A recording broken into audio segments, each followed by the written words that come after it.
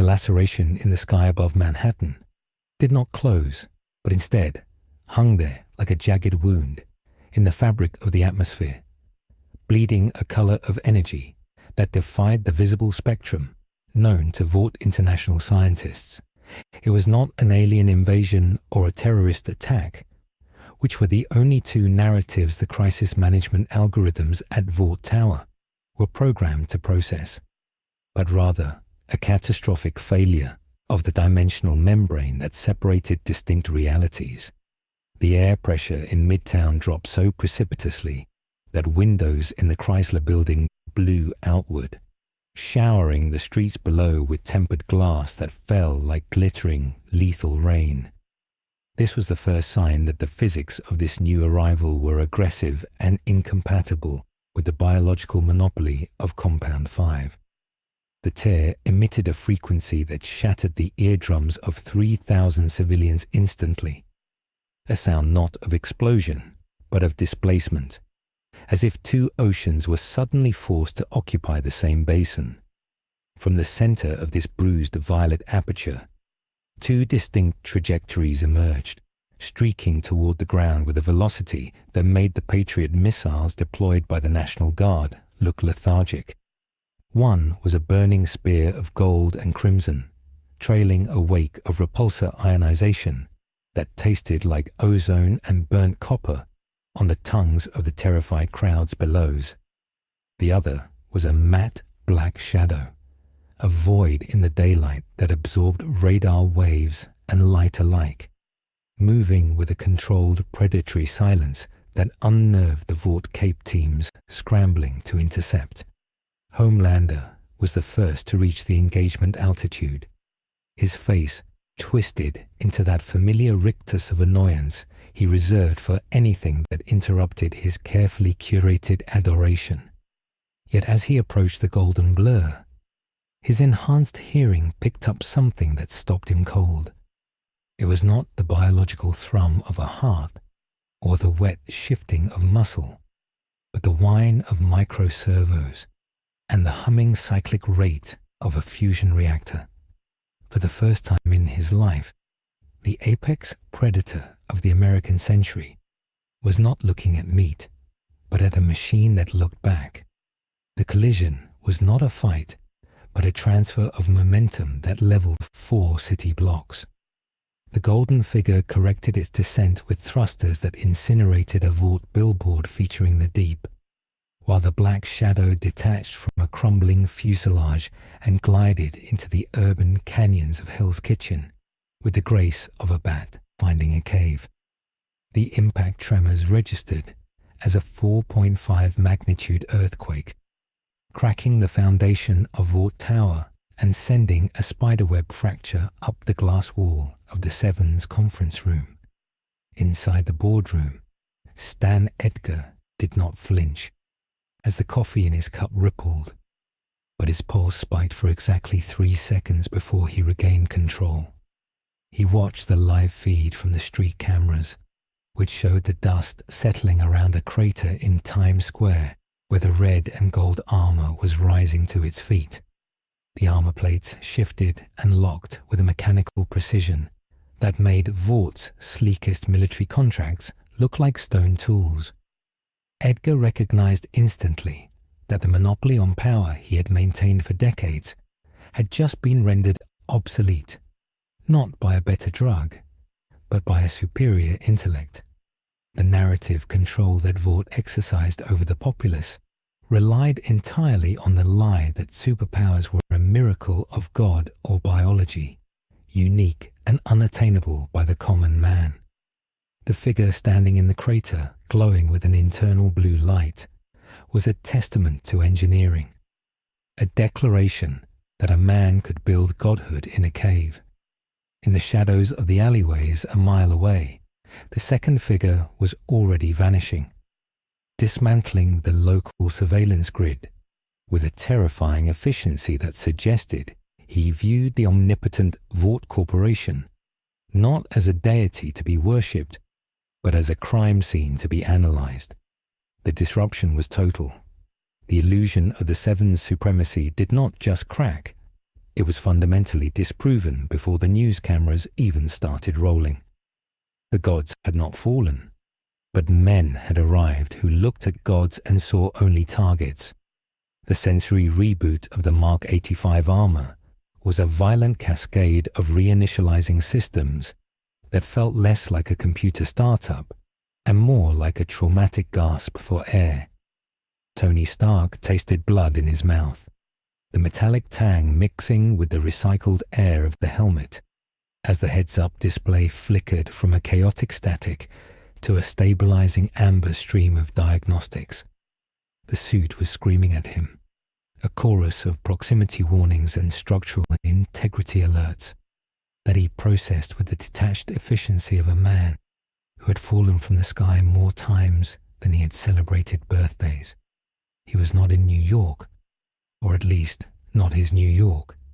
The atmospheric composition was almost identical, nitrogen and oxygen levels within standard deviation, but the electromagnetic spectrum was dirty, clogged with a specific, pervasive frequency of encrypted data that felt suffocatingly corporate. He pushed himself up from the asphalt, the servos in the suit whining in protest against the crater he had dug into the intersection of 7th Avenue and 42nd Street. The crowd that surrounded him did not scream in the way civilians in his world screamed during an invasion. There was no unified panic, no collective looking toward the sky for a savior. Instead, there was a wall of silence broken only by the digital shutter clicks of 1,000 smartphones. They were filming him. They were not running away. They were capturing content.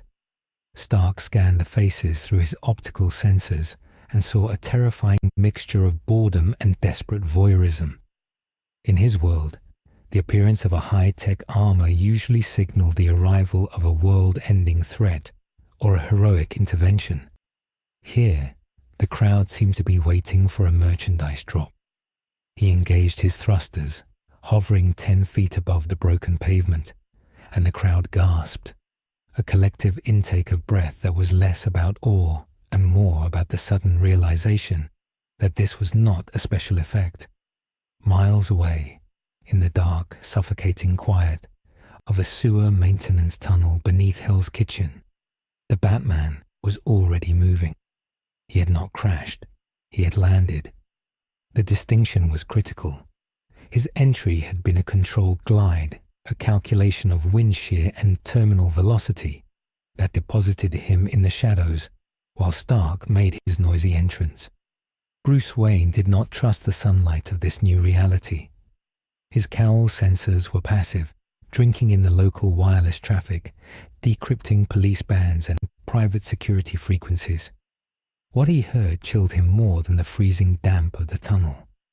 There was no distinct separation between the police dispatch and the private security channels of a corporation called Vought International. They were the same frequency, the same personnel, the same chain of command. He analyzed the voice patterns of the officers responding to the Times Square event. There was no concern for public safety, only for asset containment and brand integrity. Bruce moved through the darkness, his cape a fluid extension of the shadows. He needed a terminal. He needed to understand the hierarchy of power in this city before he revealed himself. He found a forgotten maintenance junction, bypassed the primitive electronic lock with a surge from his gauntlet, and jacked directly into the city's fiber optic backbone. The data that flooded his cowl's display was a nightmare of capitalistic fascism. Heroes were not vigilantes or soldiers here. They were products. He saw the face of Homelander on a digital billboard ad for insurance, smiling with a terrifying plastic warmth. Bruce memorized the face. He recognized the micro-expressions of a narcissist with God-complex delusions, a psychological profile he had dismantled a dozen times in Arkham Asylum, but never one attached to a being with the power to level the city. Back in Times Square, the air pressure shifted. It was a subtle change. the displacement of air caused by something moving faster than sound, stopping instantly. Tony Stark's sensors picked it up a microsecond before his audio receptors registered the sonic boom. A figure descended from the sky, drifting down with a lazy arrogance that set Stark's teeth on edge. The man wore a cape that looked like a flag and a smile that looked like a threat. Homelander touched down 20 feet from Stark, his boots barely making a sound on the pavement, a stark contrast to the mechanical weight of the Iron Man armor. The crowd erupted now, cheering, chanting the name. Homelander basked in it for a second, his eyes scanning the crowd, drinking in the adoration before he turned his gaze to the golden machine hovering in front of him. He did not look impressed. He looked annoyed, like a homeowner finding a stray dog on his lawn. He stepped forward, his hands on his hips, a pose of absolute, unearned authority. He spoke, and his voice was amplified by the acoustics of the canyon of buildings, perfectly modulated for the cameras. He asked who Stark was and why he was destroying Vought property, the words dripping with a condescension that usually made people beg for forgiveness. Tony Stark did not beg. He allowed the faceplate of his helmet to retract, revealing his face, bruised but unbowed. He looked Homelander in the eye and saw the vacuum there, the utter absence of moral center. Stark realized instantly that diplomacy was not an option. This was not a hero. This was a bully who had never been punched in the mouth. Stark quipped, a sharp cutting remark about the star-spangled pajamas and the desperate need for validation. The crowd went silent. Nobody spoke to Homelander like that. The silence stretched, heavy and dangerous. Homelander's smile twitched. The laser focus of his eyes intensified, the blue irises glowing with a sudden, dull red heat. In the Vought Tower boardroom, the silence was absolute. Stan Edgar watched the feed, his fingers steepled. He did not look at the frantic PR team or the terrified junior executives. He looked at the armor. He looked at the arc reactor glowing in Stark's chest. Vought scientists had spent decades trying to miniaturize energy sources to make Compound 5 more viable for military applications. And here was a man wearing a fusion reactor as a fashion accessory. Edgar saw the threat immediately. Homelander was a blunt instrument, a nuclear deterrent with a personality disorder. This stranger was an industrial revolution. If the public realized that technology could rival biology, the value of Compound 5 would plummet. The narrative of genetic superiority would collapse. Edgar pressed a button on his console, opening a direct line to the Vought Crime Analytics Unit. He ordered a full media blackout on the stranger's origin. He wanted the narrative to be that this was a supervillain, a terrorist, a mad scientist. He needed the public to fear the machine so they would run back to the embrace of the meat. But even as he gave the order, he saw the second feed, a grainy security camera loop from a subway station in Queens. A black figure, moving with impossible speed, disarming 3 muggers, not killing them, disarming them, breaking bones with surgical precision, leaving them tied up for the police. No media seeking, no branding. Edgar frowned. The Golden Man was a distraction. The shadow was the infection. The fight in Times Square began not with a punch, but with a beam of coherent light. Homelander, bored with the conversation and insulted by Stark's refusal to kneel, fired his heat vision. He expected the metal man to melt, to scream, to become a pile of slag. Instead, a shimmering field of hexagonal energy materialized inches from Stark's chest, dispersing the heat in a violent spray of diffracted light. The energy shield held. Homelander's eyes widened. He increased the intensity, the red beams thickening, the air around them turning into plasma. The shield flared brighter. the nanobots struggling to dissipate the thermal load. But they held. Stark did not just stand there. The repulsors in his palms whined, and he fired a unibeam blast directly into Homelander's chest. The force of the impact was calculated to knock down a Hulk, and it sent Homelander flying backward, smashing through the glass facade of the Disney store. The crowd screamed and scattered. The illusion of invulnerability was punctured. Homelander stood up from the debris of plush toys, his suit scorched, his chest heaving with a rage that was entirely new to him. He had been hurt, not badly, but he had felt it. The wind was knocked out of him. He roared, a sound of pure animal fury, and launched himself at Stark. Bruce Wayne was watching the fight on a wall of monitors in an electronics store he had broken into. He was not looking at the spectacle. He was looking at the data. He timed Homelander's reaction speeds. He analyzed the structural damage to the buildings.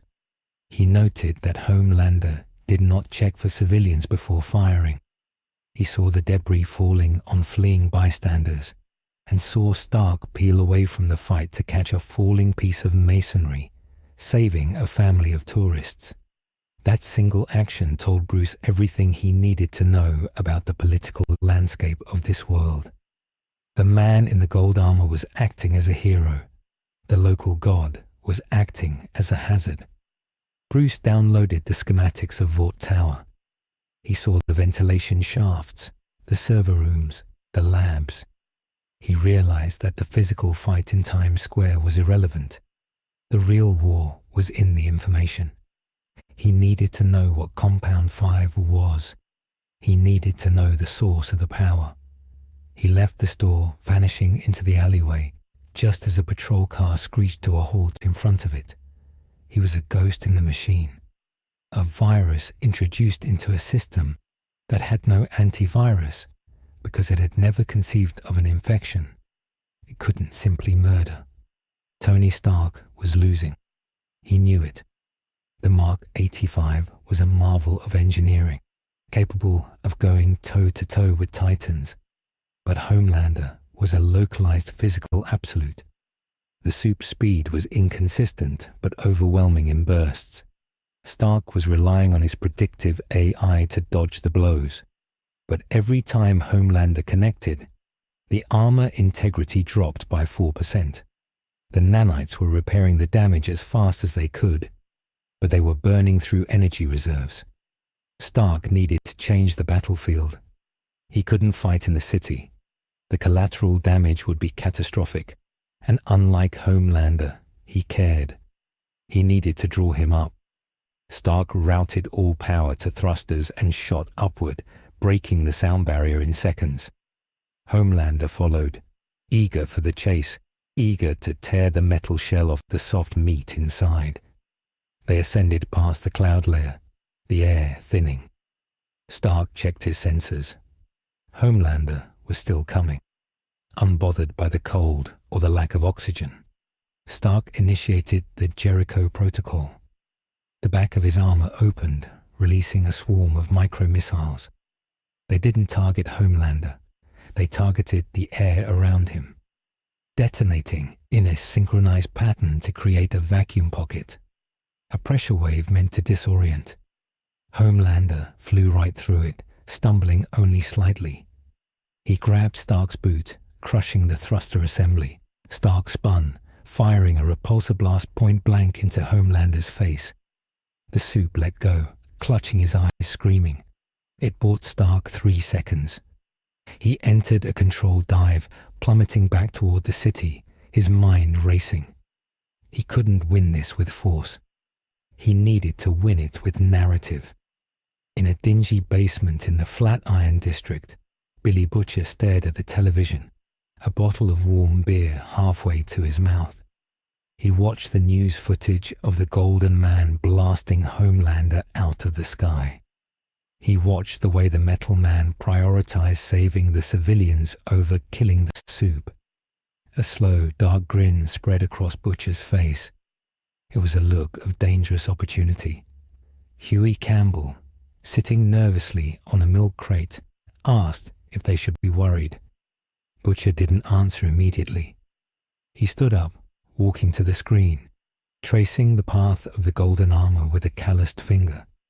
He said that for the first time in history, the spice might be worth the agony. He saw a weapon, not the suit, but the intent. He saw someone who didn't play by Vaught's script. But Butcher was a cynic. He knew that anyone with that much power was usually a cunt eventually. The question was whether this was a cunt he could use. He turned to Frenchie and ordered him to find out where the metal man was going to crash. Because he was going to crash. Vought would swarm him. The 7 were mobilizing. Queen Maeve and Black Noir were already en route to the impact zone. Butcher grabbed his crowbar. He didn't want to save the metal man. He wanted to steal his tech. Or at least see what made him tick before Vought scrubbed the site. Stark hit the ground in Central Park, the impact softened by the last reserves of his repulsor energy. The suit locked up, entering emergency stasis to protect the pilot. He was immobile. The HUD was red, systems failing. He heard the approaching sonic booms of reinforcements. He was a sitting duck. He prepared to eject, to face them as a man. But then the sensors picked up a new signature. Not a soup, a vehicle, a matte black tank roaring across the grass of the park, tearing through the pristine landscaping. The Batmobile. It didn't belong here, but Bruce had found a way to summon it, or perhaps the Rift had deposited it nearby. The canopy slid open. Batman did not get out. He simply broadcast a voice command over the local frequency, overriding Stark's suit comms. Get in. Stark didn't argue. He blew the emergency bolts on the armor, the chassis splitting open. He stumbled out, wearing the undersuit, and scrambled into the passenger seat of the Batmobile. The canopy slammed shut. The engine roared, a turbine scream that shattered the windows of the nearby boathouse. The car spun 180 degrees and accelerated, launching active camouflage smoke and jamming countermeasures. Homelander landed in the crater seconds later, his eyes smoking, his uniform torn. He found only the empty shell of the Mark 85 armor. He screamed, kicking the empty helmet across the park, lasering a line of trees in half.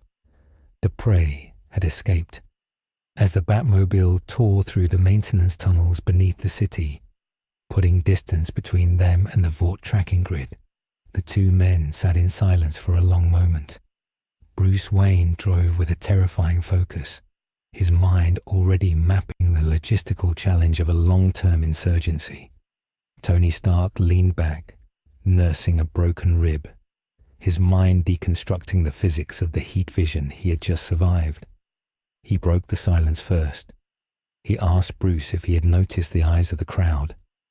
Bruce nodded. He said they looked like sheep waiting for the slaughter. Stark corrected him. He said they looked like customers. That was worse. They realized then that they were not just fighting a powerful being. They were fighting a culture. A monetization of the very concept of heroism. Stark asked what the plan was. Bruce didn't look at him. He said the plan was to buy Vought or burn it down. He hadn't decided which would be more efficient. Stark laughed, a painful, wheezing sound. He said he liked the burning option. It felt more like a Monday. Butcher watched the Batmobile vanish on the satellite feed he had hacked from a Vought relay. He saw the black tank disappear off the grid. He realized there were two of them. The metal man and the driver. A team. He crushed his beer can. This was getting complicated. But complicated was where Butcher thrived. He looked at Huey and told him to pack the van. They were going hunting, not for soups, but for the new players. If these new guys were enemies of Vought, they were friends of the boys, temporarily, until they proved otherwise. Butcher knew that in this game, the enemy of my enemy is just a future problem. But for now, they were a necessary chaotic element. The board had been flipped, the pieces were scattered, and Billy Butcher was the only one who knew how to play in the mud. The sun set over New York, but the city did not sleep.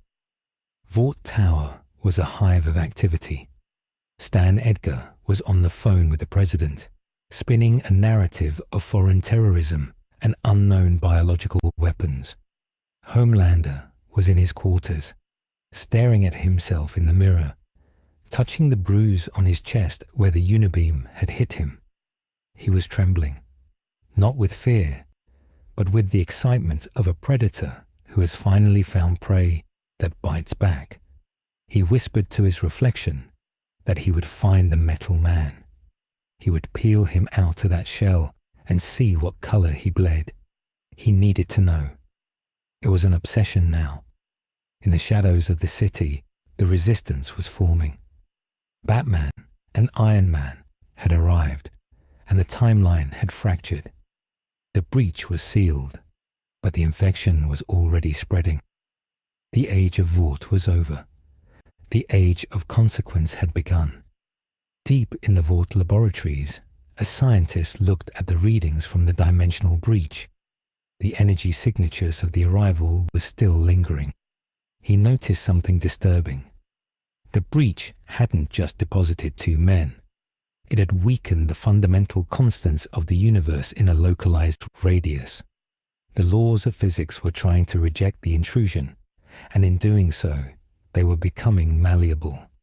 The scientist watched as a beaker of compound 5 on his desk began to vibrate, reacting to the residual energy of the Stark repulsor tech that had been brought into the room for analysis. The blue liquid turned a violent, glowing purple. It was mutating. The arrival of the Marvel and DC physics was not just a spatial intrusion. It was a contamination. The power systems were beginning to bleed into each other. The scientist reached for the phone to call Edgar, but the beaker shattered, and the fumes filled the room. He coughed, his eyes watering, and then he felt his mind expand. He felt the thoughts of the rats in the cages. He felt the electricity in the walls. The reconciliation of power systems had begun, and the first casualty was the stability of reality itself. Bruce Wayne sat in the makeshift command center he had established in an abandoned subway station, a relic of a transit line that Vought had lobbied to close years ago. He had Stark's armor diagnostics on one screen and the Vought organizational chart on another. Stark was asleep on a cot, exhausted by the dimensional transit and the fight. Bruce did not sleep. He was analyzing the financial records of Vought. He found the shell companies. He found the payments to politicians. He found the cover-ups of collateral damage. It was the corruption of Gotham on a global scale, sanitized by better marketing. He realized that they couldn't just punch their way out of this. If they killed Homelander, 5 more would take his place, engineered in a lab. They had to destroy the lab. They had to destroy the idea. Bruce looked at the Batcomputer's fabrication unit.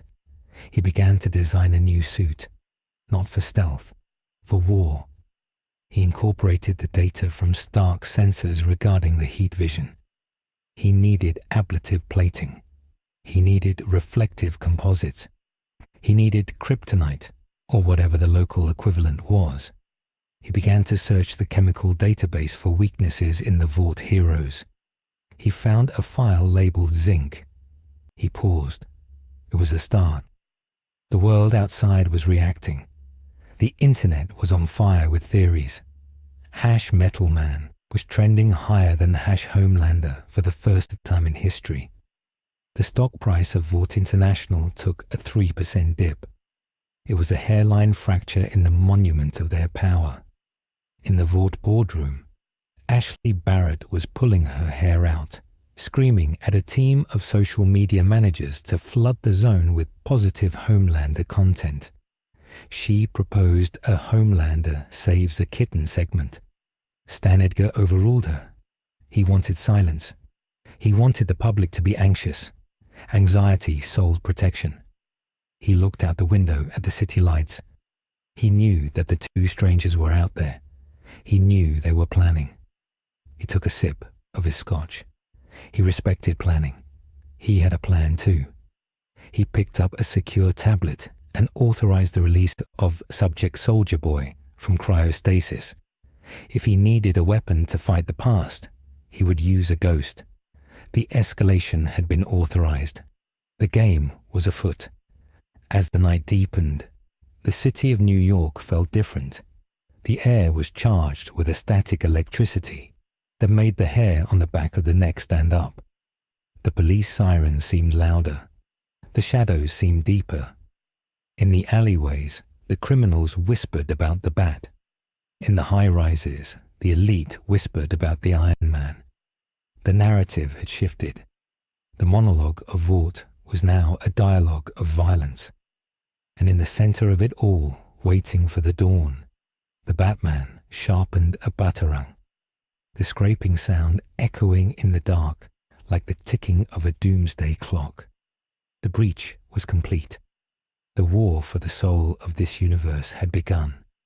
The sub-basement of the abandoned subway station smelled of ozone and stale copper, a scent that Tony Stark had come to associate with desperation. For 48 hours, the man who had solved time travel had been reduced to stripping copper wiring from condemned transit relays to stabilize a fusion reaction that shouldn't be difficult, yet was proving impossible. The laws of physics in this universe were loose, sloppy, and heavily commercialized.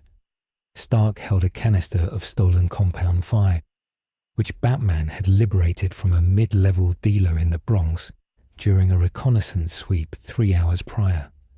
Under the spectral analysis of the makeshift spectrometer Stark had cobbled together from a microwave and a Stark Industries drone sensor, the blue liquid didn't behave like a chemical compound. It behaved like a virus with a brand identity. It was aggressive, rewriting the atomic structure of whatever container held it, trying to optimize it for violence. Stark realized with a sickening lurch in his stomach that the superpowers in this world were not mutations or gifts. They were tumors. He looked across the damp concrete platform to where Bruce Wayne was field stripping a piece of Vought security tech. The Batman had not slept. His cowl was down, revealing bruises that were already yellowing, but his eyes were locked on the holographic display projecting from the gauntlet he had modified. They were not alone in the dark anymore. The uneasy silence was broken by the sound of boots on gravel, heavy and deliberate, echoing down the tunnel from the north access point. Batman didn't flinch, didn't reach for a weapon, which told Stark the intruder was expected, or at least calculated. Billy Butcher stepped into the circle of light provided by the arc reactor prototype, his trench coat looking like it had been dragged through a gutter, and his smile suggesting he enjoyed the trip. Behind him, Frenchie and Kimiko moved like ghosts, their eyes scanning the perimeter with the paranoia of prey that had learned to hunt.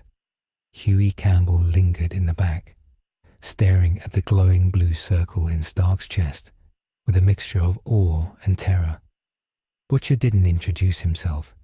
He simply kicked a duffel bag towards Stark's feet. It landed with a heavy metallic clank. Stark raised an eyebrow, wiping grease from his face with a rag that was dirtier than his skin. He asked what was in the bag. Butcher replied that it was the heart of a soup who didn't need it anymore. A peace offering from the boys to the new management. Stark kicked the bag open. Inside was a piece of high-grade polymetric alloy, the chest plate of a soup named Translucent, along with a shattered data drive. It was tech, usable tech. Stark looked at Butcher, really looked at him, and saw a man who was running on hate the way an engine runs on gasoline. It was a dirty fuel, efficient but corrosive. Stark asked what the price was. Butcher lit a cigarette, the flare of the match illuminating the madness in his eyes. He said he didn't want money.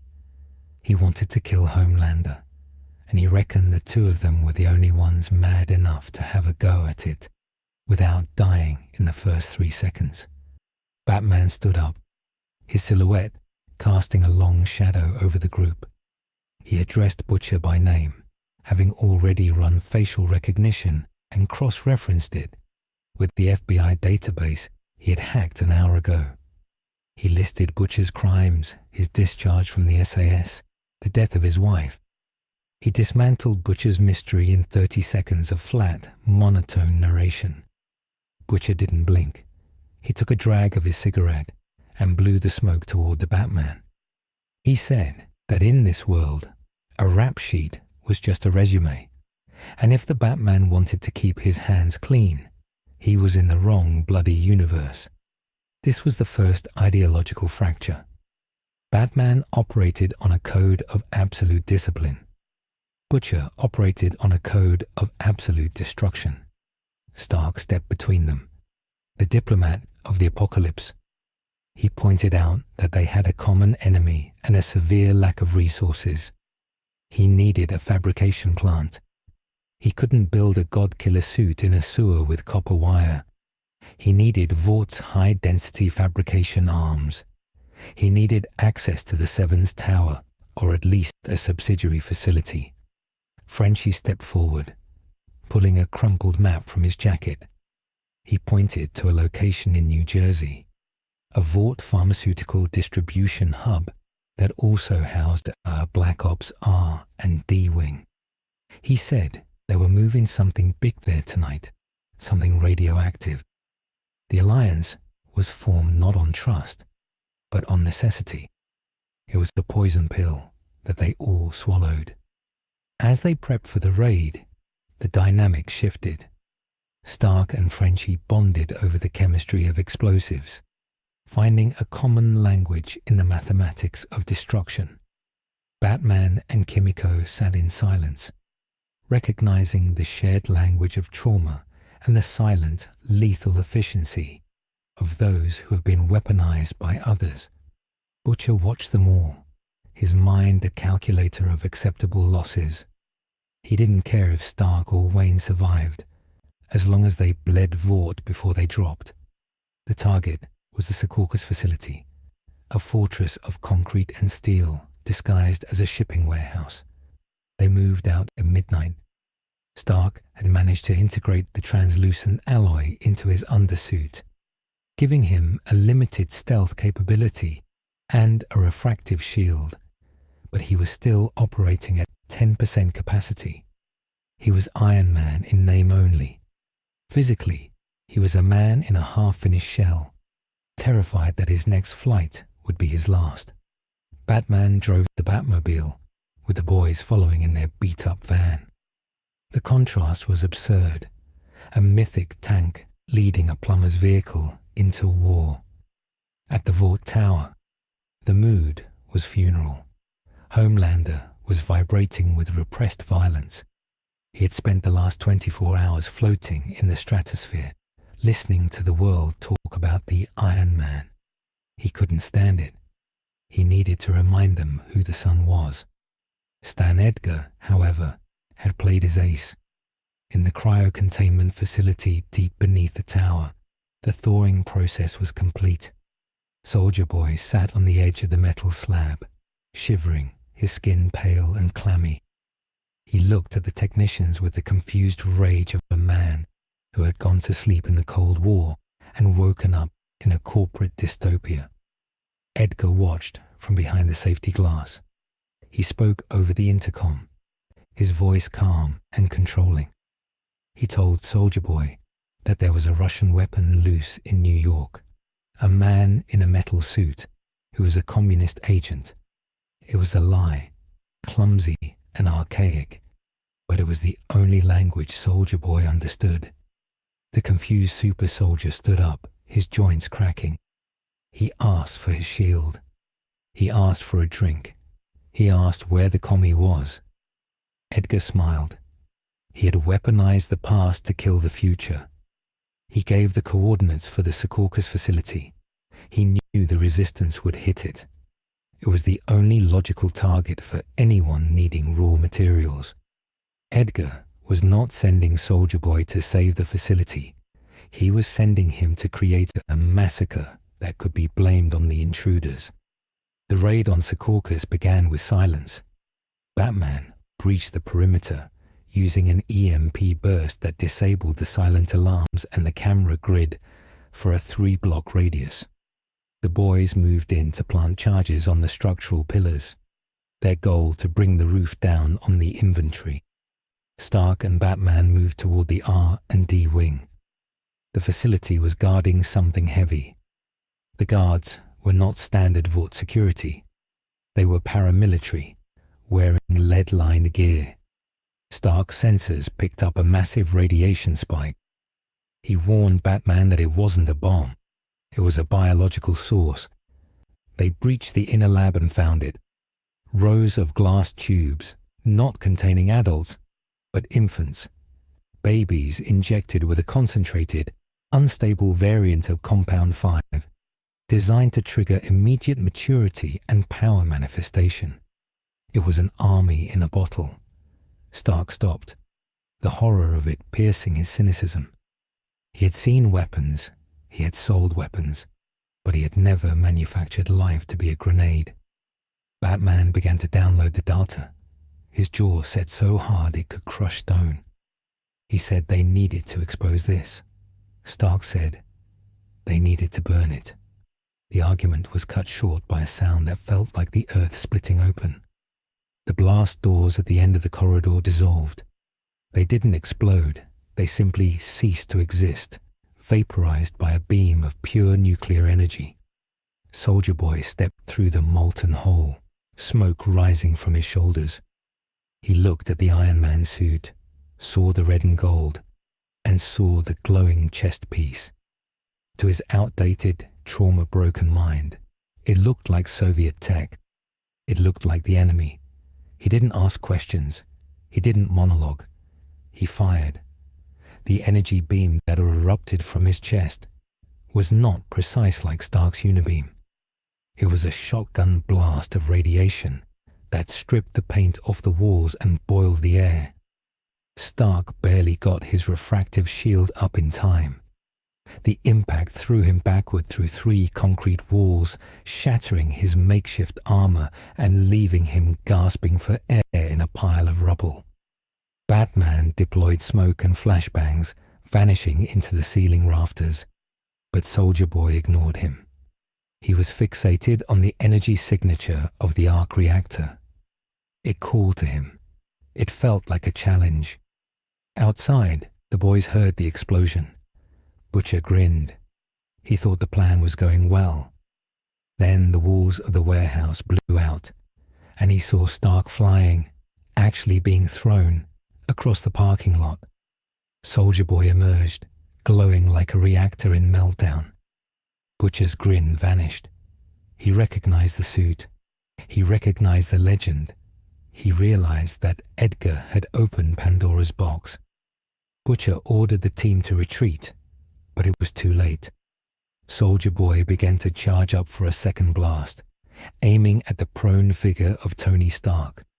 Stark was scrambling, his suit dead, his chest piece flickering.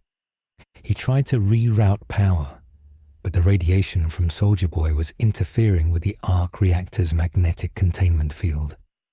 The 2 energy sources, one a clean, closed loop of physics, the other a dirty, biological perversion of nuclear force, were beginning to resonate.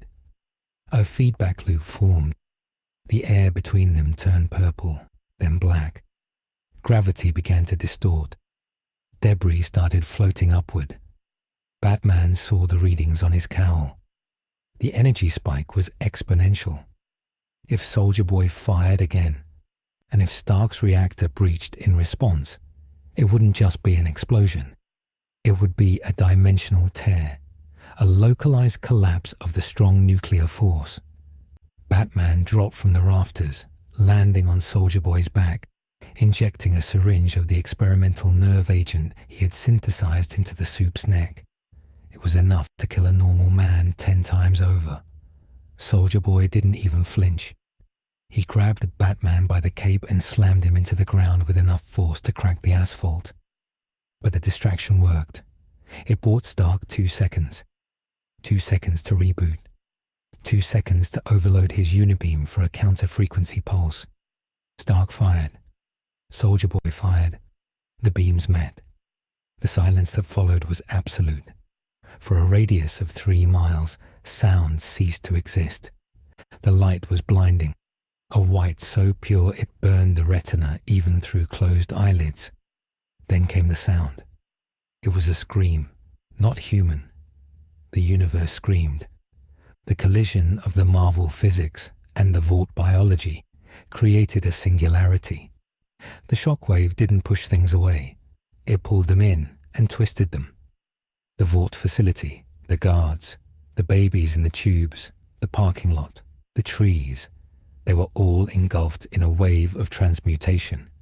Flesh fused with steel, concrete fused with bone. The laws of reality hiccuped. When the light faded, the facility was gone.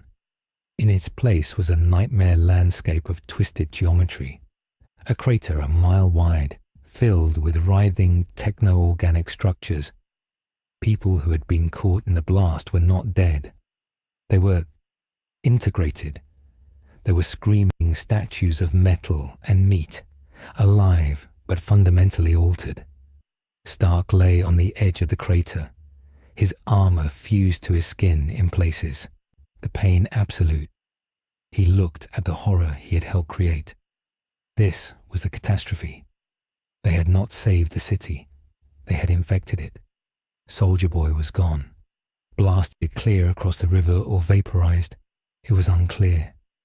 Batman pulled himself from the rubble, his suit shredded, his arm hanging at an unnatural angle. He looked at the writhing mass of the crater. He looked at the civilians who were now part of the architecture. He didn't speak. He couldn't. This was worse than Gotham. This was worse than anything. The boys crawled out from behind their van, which had been half melted. Butcher looked at the carnage.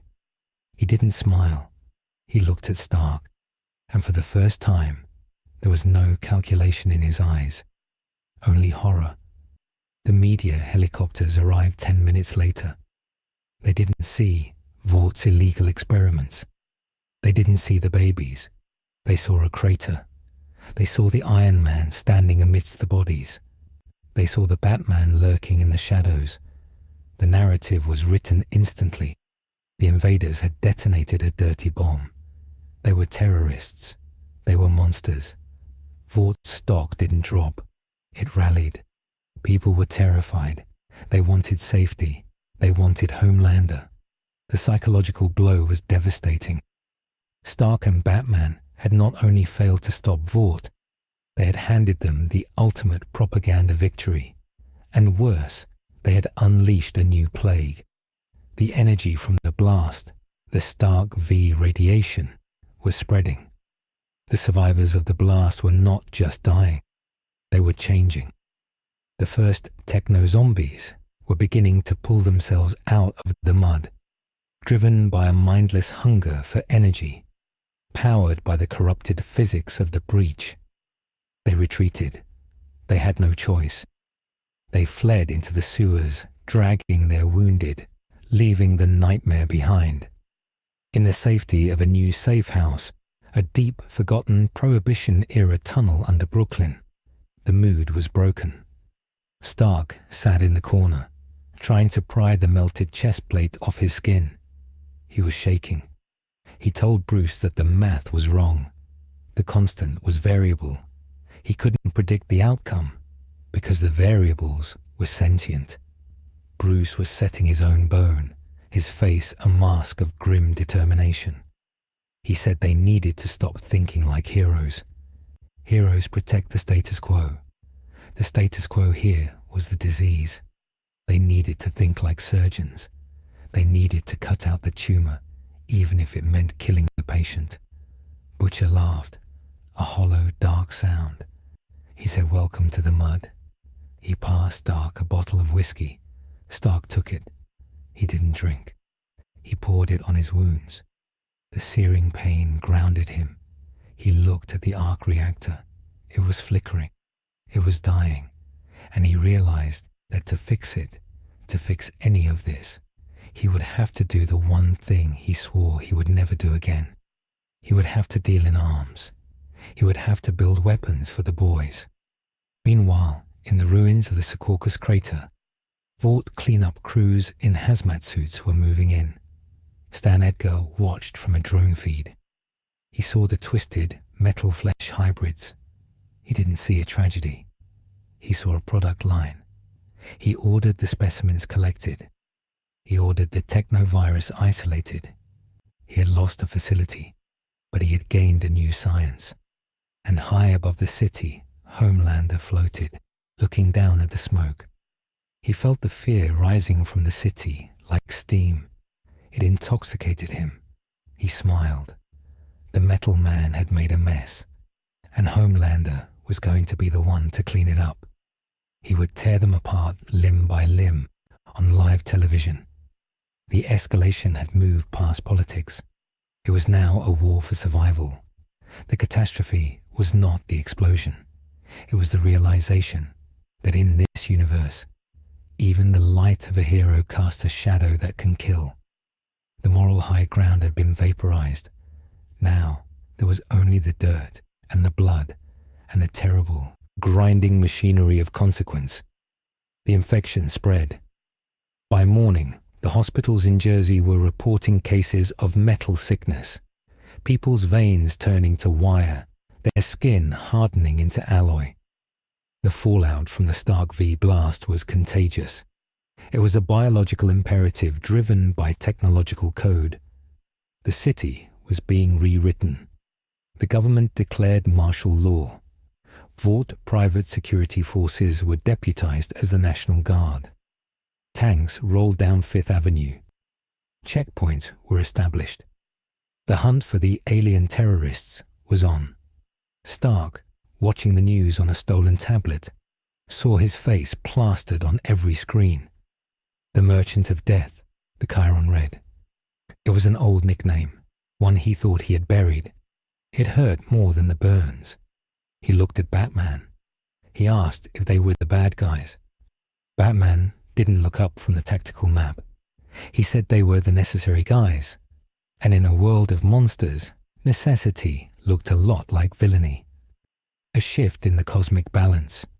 The presence of the Infinity Stone energy trace in Stark's reactor, however faint, had reacted with the Compound 5 to create a beacon. Deep in space, or perhaps in the space between spaces, something had noticed. The energy signature was a flare in the dark. It wasn't Thanos, it wasn't Darkseid.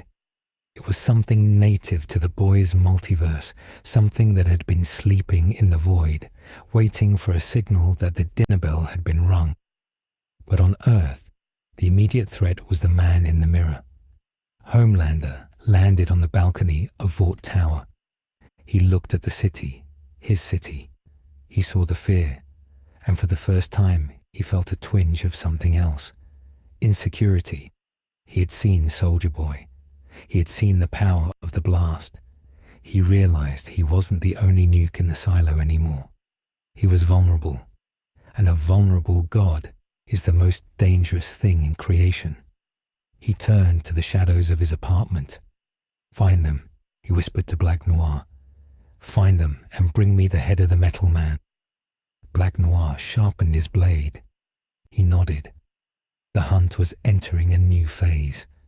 The catastrophic failure of the heroes had created a vacuum, and violence was rushing in to fill it.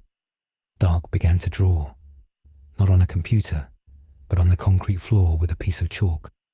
He drew the schematic for a new device, not a suit, a bomb designed to burn the Compound 5 out of a human body, a depowering agent. It was the only way. To save the world, they had to strip it of its gods. Batman watched him. He knew the ethical line they were crossing. It was genocide of a species, even if that species was artificial. He didn't stop him. He handed him another piece of chalk. The decision was made. They would cure the world, even if it killed them. The image of the chalk dust settling on the floor, a blueprint for deicide scrawled into the dark. The subterranean laboratory smelled of sulfur and burning circuitry. A sensory profile that defined the new normal for the resistance.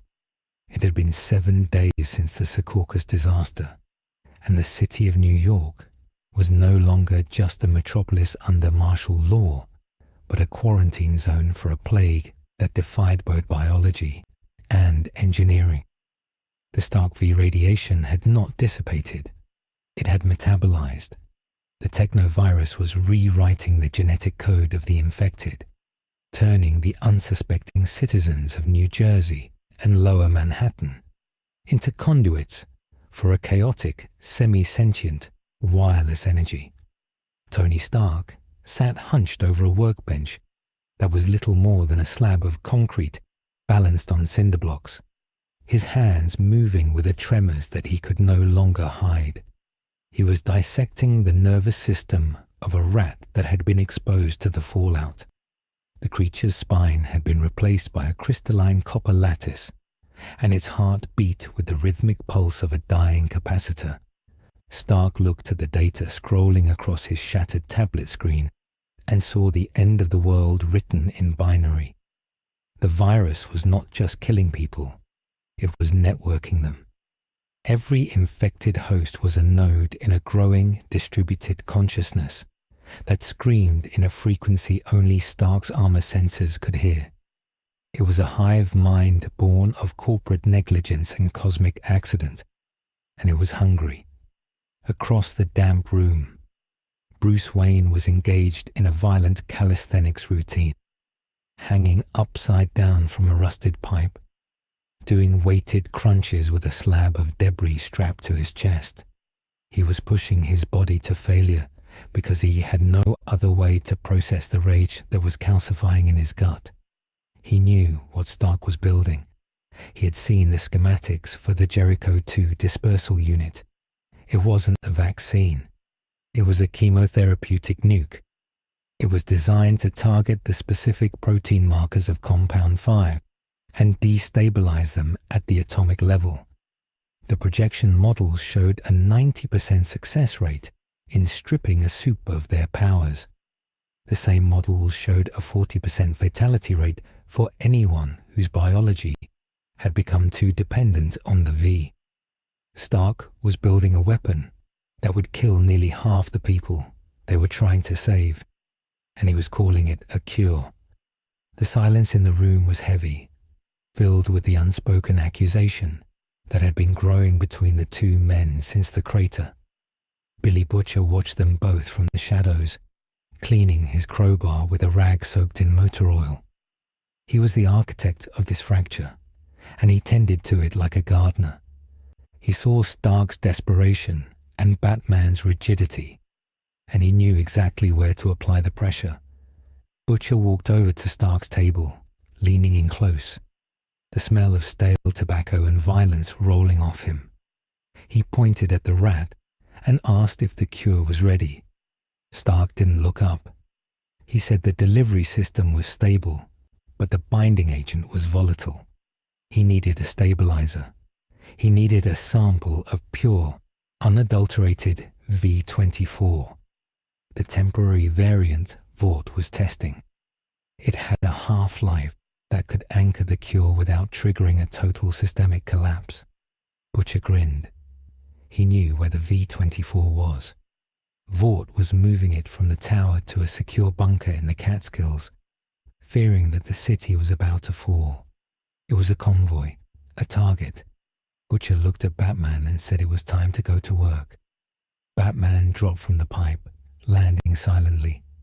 He looked at Stark and said that if they did this, they used the stabilizer to reduce the fatality rate to 0. If the model showed even a 1% chance of death, they didn't deploy. Stark looked up then, his eyes rimmed with red. the glow of the arc reactor reflecting in his iris. He asked Batman how many people Homelander would kill in the time it took to find a perfect solution. He asked if the moral high ground was worth the body count. Batman didn't blink. He said yes. The mission was approved, but the objective was split. They would hit the convoy on the George Washington Bridge, which had been closed to civilian traffic and turned into a militarized checkpoint by Vought security. The plan was a pincer movement. Batman and the boys would hit the front and rear of the convoy with EMP spikes and heavy ordnance to disable the vehicles. Stark, in a jury-rigged suit made of scavenged Vought drone parts and the remains of the Mark 85, would swoop in to secure the payload. It was a simple smash and grab, which meant it was doomed to fail. As they geared up, the ideological fracture began to widen. Huey Campbell approached Batman, handing him a thermos of coffee. Huey looked terrified, but his eyes were clear. He told Batman that Butcher had given Frenchie a side order. He didn't know what it was, but he saw Frenchie mixing something into the explosive charges, something chemical. Batman took the coffee, his mind racing. He knew Butcher wouldn't be content with stealing the V-24. Butcher wanted to send a message. The night on the bridge was cold, the wind howling through the suspension cables with a mournful keen. The convoy appeared at 0200 hours. 3 armored transport trucks flanked by black SUVs and 2 low-flying Vought aerial drones. They moved with the confidence of an occupying army. Batman lay prone on the top of the suspension tower, looking through his sniper scope. He saw the heat signatures in the lead truck, not standard security. These were supes. Popclaw and A-Train were riding shotgun. Vought was taking no chances. Batman tapped his comms, signaling the hold. He told the team the parameters had changed. Direct engagement with A-Train in an open field was suicide. They needed to blow the bridge deck ahead of the convoy and force a surrender. Butcher's voice crackled in his ear, dismissing the order. Butcher said they didn't take prisoners. Before Batman could countermand, Frenchie detonated the charges. The explosion was not a cutting charge designed to disable the road. It was an incendiary mixture laced with magnesium and a crude form of napalm. The lead SUV didn't just stop. It evaporated in a ball of white fire. The shockwave shook the bridge, snapping support cables that whipped through the air like decapitation wires. The convoy slammed to a halt. A-Train blurred out of the lead truck, a streak of blue motion that was faster than thought.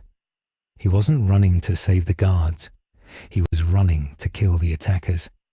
He hit Mother's Milk, who was positioned behind a concrete barrier, with enough force to shatter the barrier and send MM flying 30 feet onto the exposed rebar. MM hit the ground hard, coughing blood. The fight was on. Stark dropped from the sky, his thrusters sputtering. He wasn't flying gracefully. He was falling with style.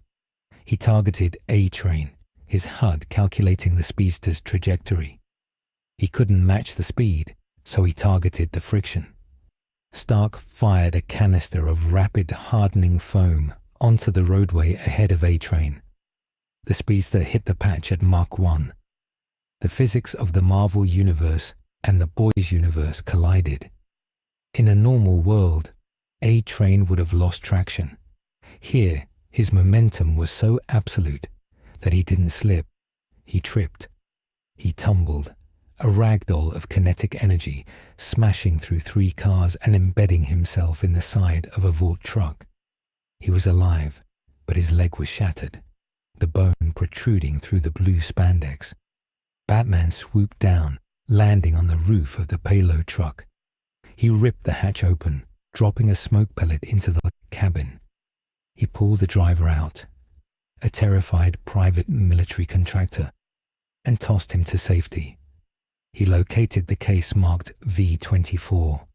He grabbed it, preparing to grapple away. That was when the rear doors of the truck blew open. Black Noir stood there. He didn't make a sound. He simply threw a knife. It moved faster than Batman's reaction time, embedding itself in Batman's shoulder, piercing the Kevlar and scraping the bone. Batman grunted, dropping the case. Noir lunged. The fight was brutal and short. Batman was a master martial artist, but Noir was a biological tank who felt no pain. Noir pummeled Batman, driving him back against the wall of the truck, his fists cracking the reinforced plating of the Batsuit. Batman used the taser gauntlet, delivering 50,000 volts into Noir's neck. Noir just tilted his head, staring blankly, and broke Batman's wrist.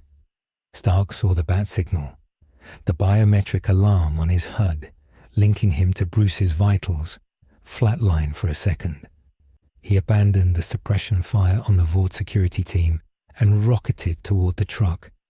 He hit Noir with a repulsor blast at point-blank range, knocking the silent assassin out of the back of the vehicle. Stark grabbed Bruce, hauling him up. "We have the package," Stark yelled, though he didn't.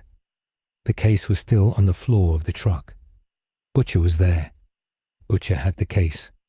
He looked at Stark, then at the unconscious A-Train, then at the case. He grinned. He popped the latches. Inside were vials of green liquid. Butcher didn't secure them. He pulled a pin on a grenade and dropped it into the case. "No!" Stark screamed, realizing too late what the side order was. Butcher didn't want the stabilizer. He wanted to destroy Vaught's supply so they couldn't stabilize their own soldiers. He wanted the war to get dirty. The grenade went off. The explosion ignited the V-24. The chemical reaction was instantaneous and catastrophic. A cloud of emerald gas billowed out, heavier than air, rolling across the bridge deck. It washed over the Vought guards, over the injured A-Train, over the wreckage. Where it touched skin, it didn't burn. It accelerated. The V-24 in gas form was a mutagenic overdose. The guards began to scream as their muscles swelled, tearing through their uniforms, their hearts exploding from the sudden influx of unearned power. A-Train, lying in the wreckage, convulsed. His shattered leg knit itself back together with a sickening crunch, but the bone grew too much, twisting into a jagged spur. He stood up, his eyes glowing a blinding white. He screamed, a sound that shattered the windows of the cars for a mile. He was supercharged, feral and dying. Batman, clutching his broken wrist, looked at Butcher with pure hatred. "You didn't just destroy the supply," Batman growled. "You created monsters." Butcher shrugged, swinging his crowbar to bash in the skull of a mutating guard who lunged at him. "I leveled the playing field, Sunshine. Now everyone's a soup for 5 minutes before they pop. Let's see Vought spin that." They had to retreat. The bridge was becoming a slaughterhouse of mutating biology. Stark grabbed Batman and MM, his thrusters whining as he lifted them clear. Butcher and the others scrambled into the van, driving through the chaos, running over a guard who was firing lasers from his eyes in random directions. They escaped, but the mission was a total failure. They had no stabilizer. They had no cure. And they had just shown the world that the terrorists were using chemical weapons. Back at the safe house, the fracture became a break. Batman threw Butcher against the wall with his good hand, pressing a batarang to his throat. "You compromised the mission. You killed potential witnesses. You destroyed the only chance we had to make a safe cure." Butcher didn't flinch. He spat blood on Batman's cowl. "Safe? There is no safe, you rich twat. You want to cure them. I want to end them. And if a few Vought goons turn into puddles along the way, that's just a bonus." Stark stepped in, pulling Batman back. But he didn't side with Bruce. He looked at the data from the bridge. The gas had worked. It had killed the V-24 supply, yes. But the reaction, it showed that the V structure could be overloaded. "He's right, Bruce," Stark said quietly. The room went silent. Batman looked at Stark as if he were a stranger. "What did you say?" Stark turned to the display. "The fatality rate. We can't fix it. The virus is adapting too fast. The stabilizer was a pipe dream. If we want to stop Homelander, if we want to stop the infection, we have to overload the connection. We have to use the Jericho 2 as a kill switch. It will kill the hosts who are too far gone, but it will save the species." Batman stepped back. "That's genocide, Tony. You're talking about executing thousands of people because they're sick." "I'm talking about amputation," Stark yelled, his composure cracking. "Look at this world. It's not a comic book, Bruce. There is no Arkham Asylum here where the bad guys go and get therapy. They are gods who eat people. And this virus, it's going to turn the whole planet into a Borg collective of meat and hate if we don't burn it out. Then we find another way," Batman said, his voice cold, absolute. "We do not cross that line." "I already did," Stark whispered. He tapped a command on his gauntlet. The holographic display of the Jericho 2 changed. The parameters were locked. The kill switch was armed. Stark had been working on it in secret, hedging his bets. Butcher started laughing, a low, impressed chuckle. "Well, well, the Tin Man has a heart after all, a cold black one." Batman looked at Stark, and the betrayal was total. "You're not the man I knew." "I'm the man who survives," Stark replied. "And I'm the man who ends the war." Batman didn't argue. He didn't fight. He simply turned and walked to the equipment rack. He packed his gear. "I'm leaving. And if you try to deploy that weapon, I will stop you. Not as a friend, as an enemy." He looked at Huey and MM. "You coming?" Huey looked at Butcher, then at Stark, then at the madness in their eyes. He stood up. "This isn't right, Butcher. This isn't what we do." Huey walked over to Batman. MM hesitated, looking at the wounded Frenchie, then shook his head and joined Huey. The team was split. Stark, Butcher, Frenchie, and Kimiko on one side. The pragmatists, the killers. Batman, Huey, MM, and Starlight, who had been monitoring from a remote feed and went silent. On the other, the moralists, the guardians.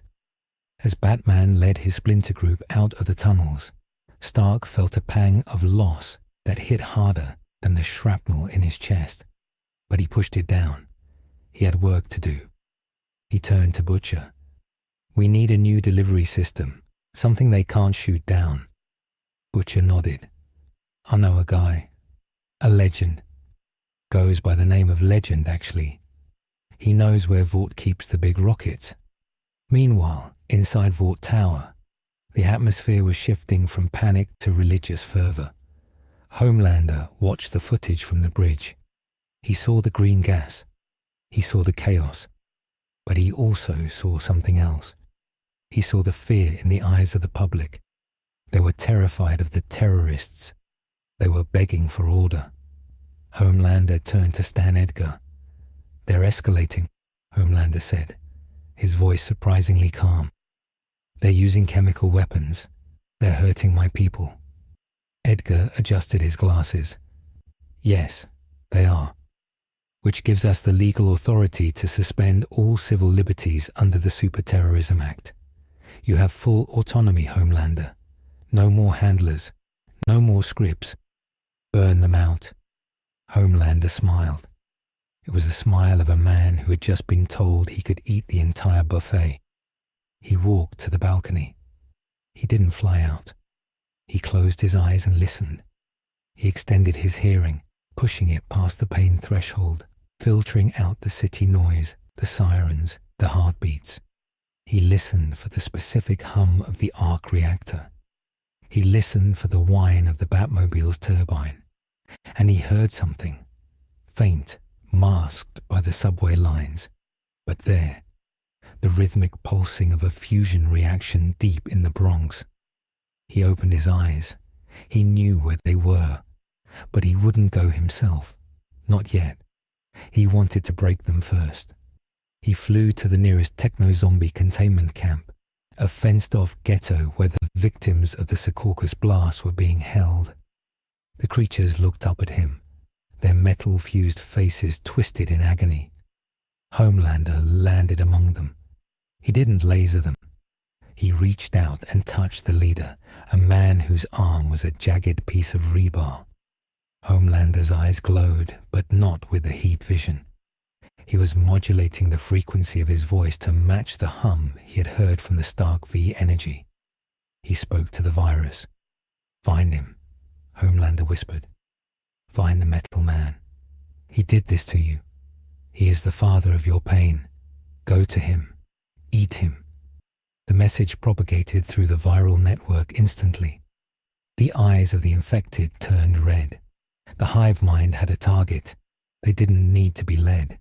They surged against the fences, tearing through the chain link with metal claws. Thousands of them. A wave of techno-organic zombies, driven by a singular hatred for Tony Stark, pouring out of the containment zone and into the streets. In the new safe house, a decommissioned Stark Industries hangar that Tony had bought through a shell company years ago in this timeline's history. A paradox he hadn't had time to solve. Stark and Butcher were prepping the Jericho second. Suddenly, the perimeter alarm screamed.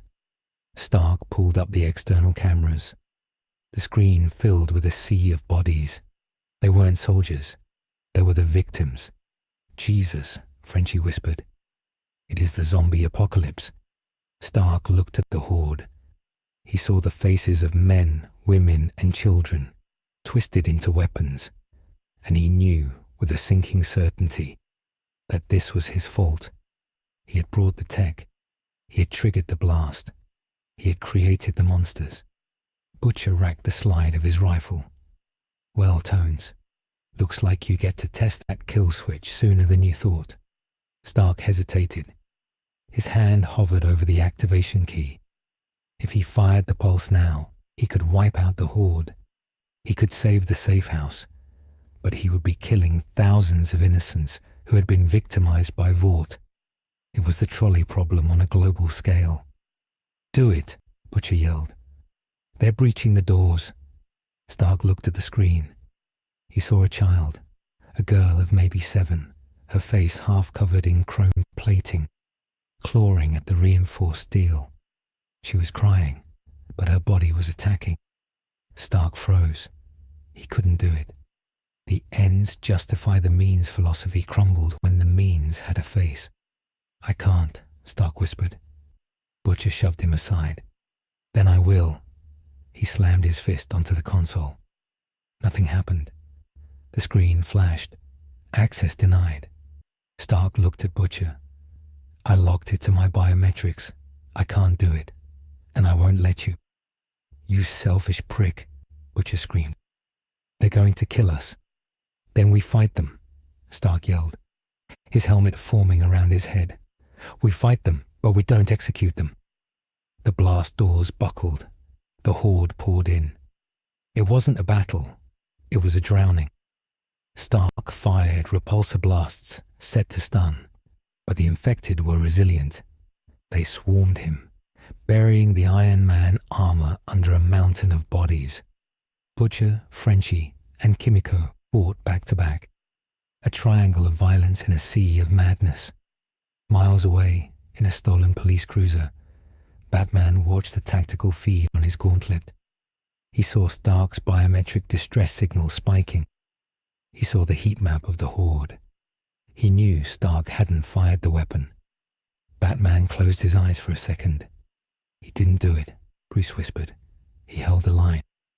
"We have to go back," Huey said from the passenger seat. Batman shook his head. "No. If we go back, we die. And if we die, there is no one left to save the soul of this world." Stark made his choice. "Now we have to make ours," Batman turned the car away from the Bronx, heading toward the Vought Tower. We're going to the source. We're going to expose Edgar. We're going to bring the truth to the light. And Tony? Starlight asked, her voice trembling.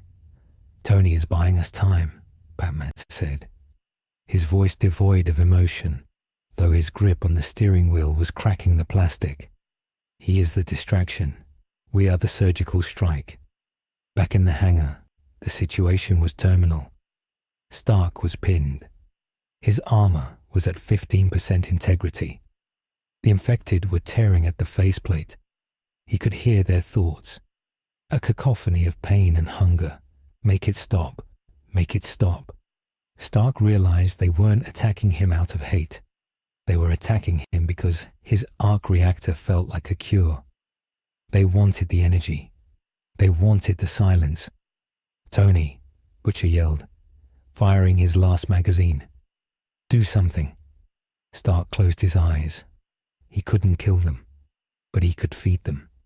He could give them what they wanted. He rerouted all power from the suit's weapon systems to the external capacitor.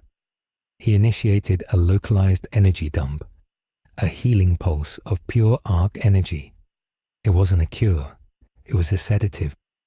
Close your eyes, Stark screamed. He released the pulse. A dome of blue light expanded from the suit, passing through the horde. The infected froze.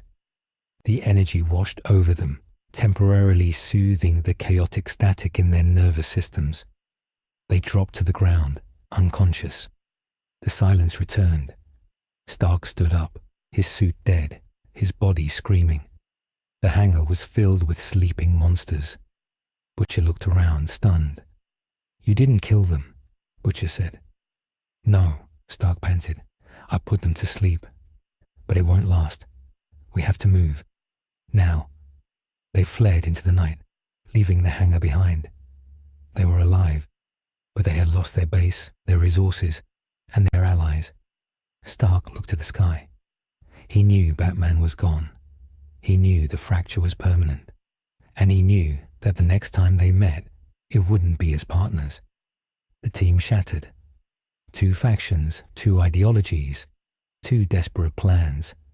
Stark and the boys, running on adrenaline and pragmatic violence, heading for the rockets to force a global cure.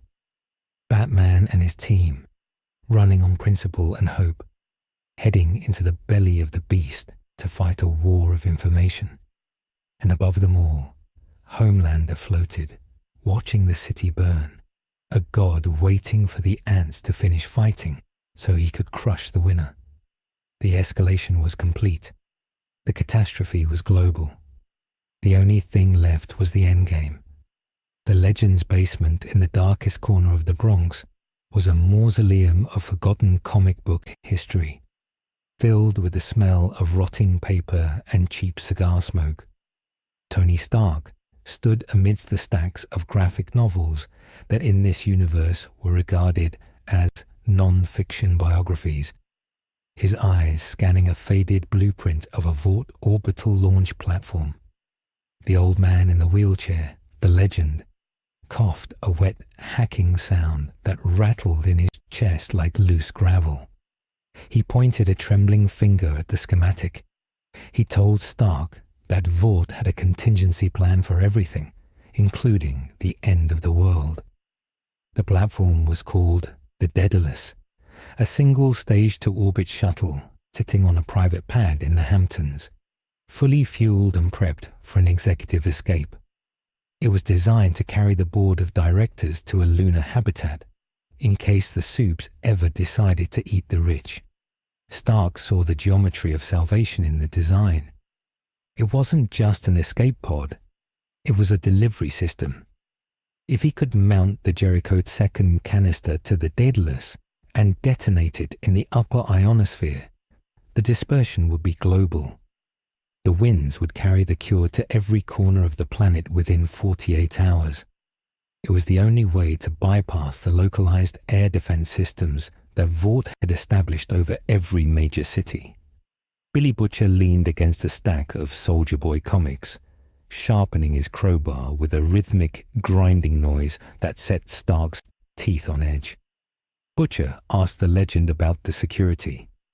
The legend laughed, a sound devoid of humor. He said the security wasn't the problem.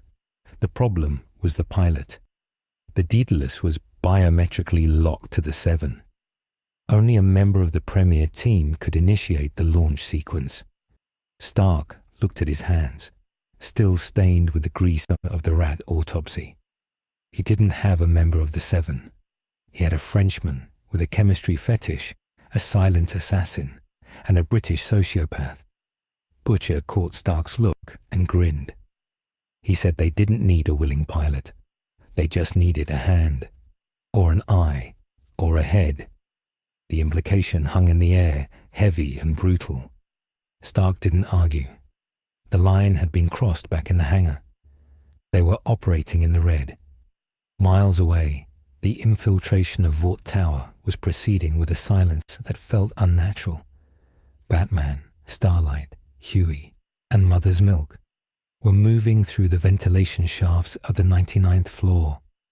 The building was on high alert, but Batman had synthesized a looping algorithm that fed the security cameras a recording of empty hallways from the previous night. It was a fragile cloak of invisibility. Starlight led them, her hands glowing softly to light the way. She was the key. Her biometric access was revoked, but her knowledge of the tower's blind spots was current. They weren't there to fight. They were there for the server room on the 82nd floor. Batman needed to broadcast the truth about the Saucus explosion, the origin of the technovirus, and the fact that Vought was manufacturing the threat to sell the cure. It was a war of narratives. If they could break the public trust, the martial law would collapse, and Stark's genocide would be unnecessary. They dropped into the server room, a chilled cavern of blinking lights and humming cooling fans. Huey rushed to the main terminal, his fingers flying across the keyboard. He was good, better than Batman expected. He bypassed the first firewall in seconds, but then he stopped. His face went pale in the blue light of the monitor. He called Batman over. On the screen was a file marked Contingency 88, the Scorched Earth. Batman opened it. It wasn't a defense protocol. It was a suicide pact. Vought had rigged the structural supports of the major cities, New York, Los Angeles, Chicago, with subterranean charges of concentrated compound 5. If the company's stock value dropped below a certain threshold, if the corporation faced dissolution, the charges would detonate. It wouldn't just level the cities, it would release a massive subterranean cloud of raw V that would mutate the survivors into a mindless army. It was a hostage situation on a planetary scale. Vought wasn't just a company. It was a doomsday cult with a profit margin. "We can't leak the data," Batman whispered, the realization hitting him like a physical blow. "If we destroy their reputation, they destroy the world." "So we do nothing?" Starlight asked, her voice rising in panic. "We just let them win?" "No," Batman said, his mind racing, calculating the variables. "We have to disarm the bombs first. We have to find the physical locations of the charges. That will take weeks," MM said, wiping sweat from his forehead. "We don't have weeks. Stark is going to launch that rocket tonight." The door to the server room hissed open. It wasn't a guard. It was deeper than that.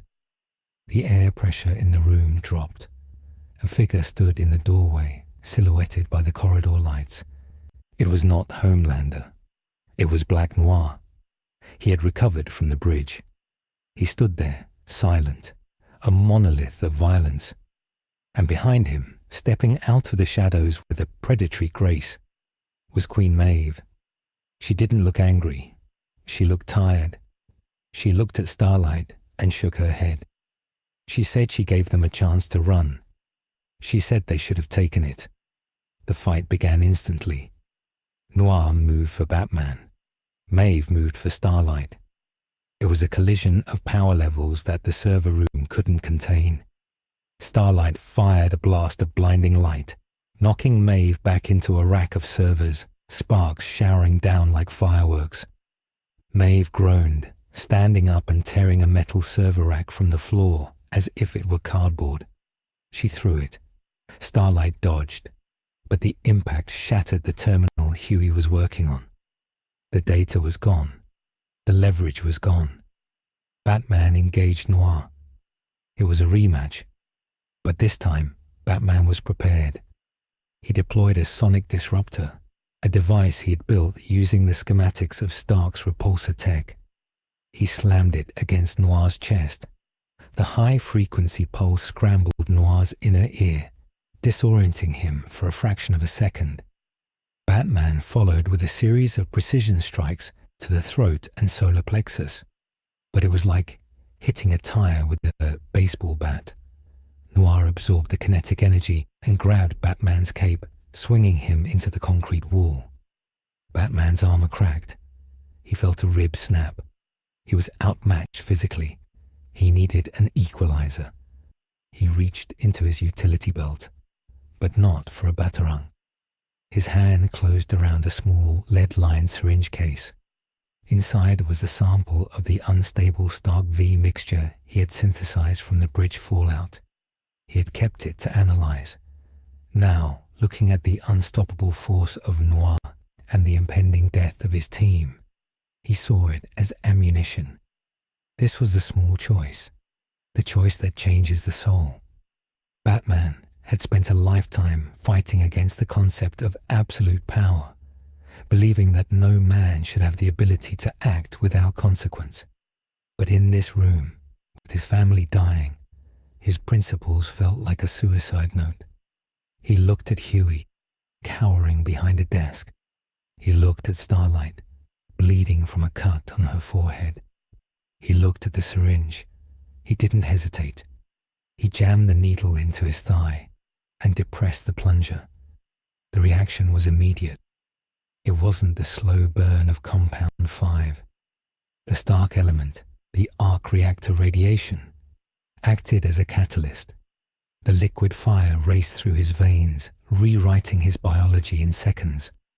His heart stopped, then restarted with a thunderous beat that he could feel in his teeth.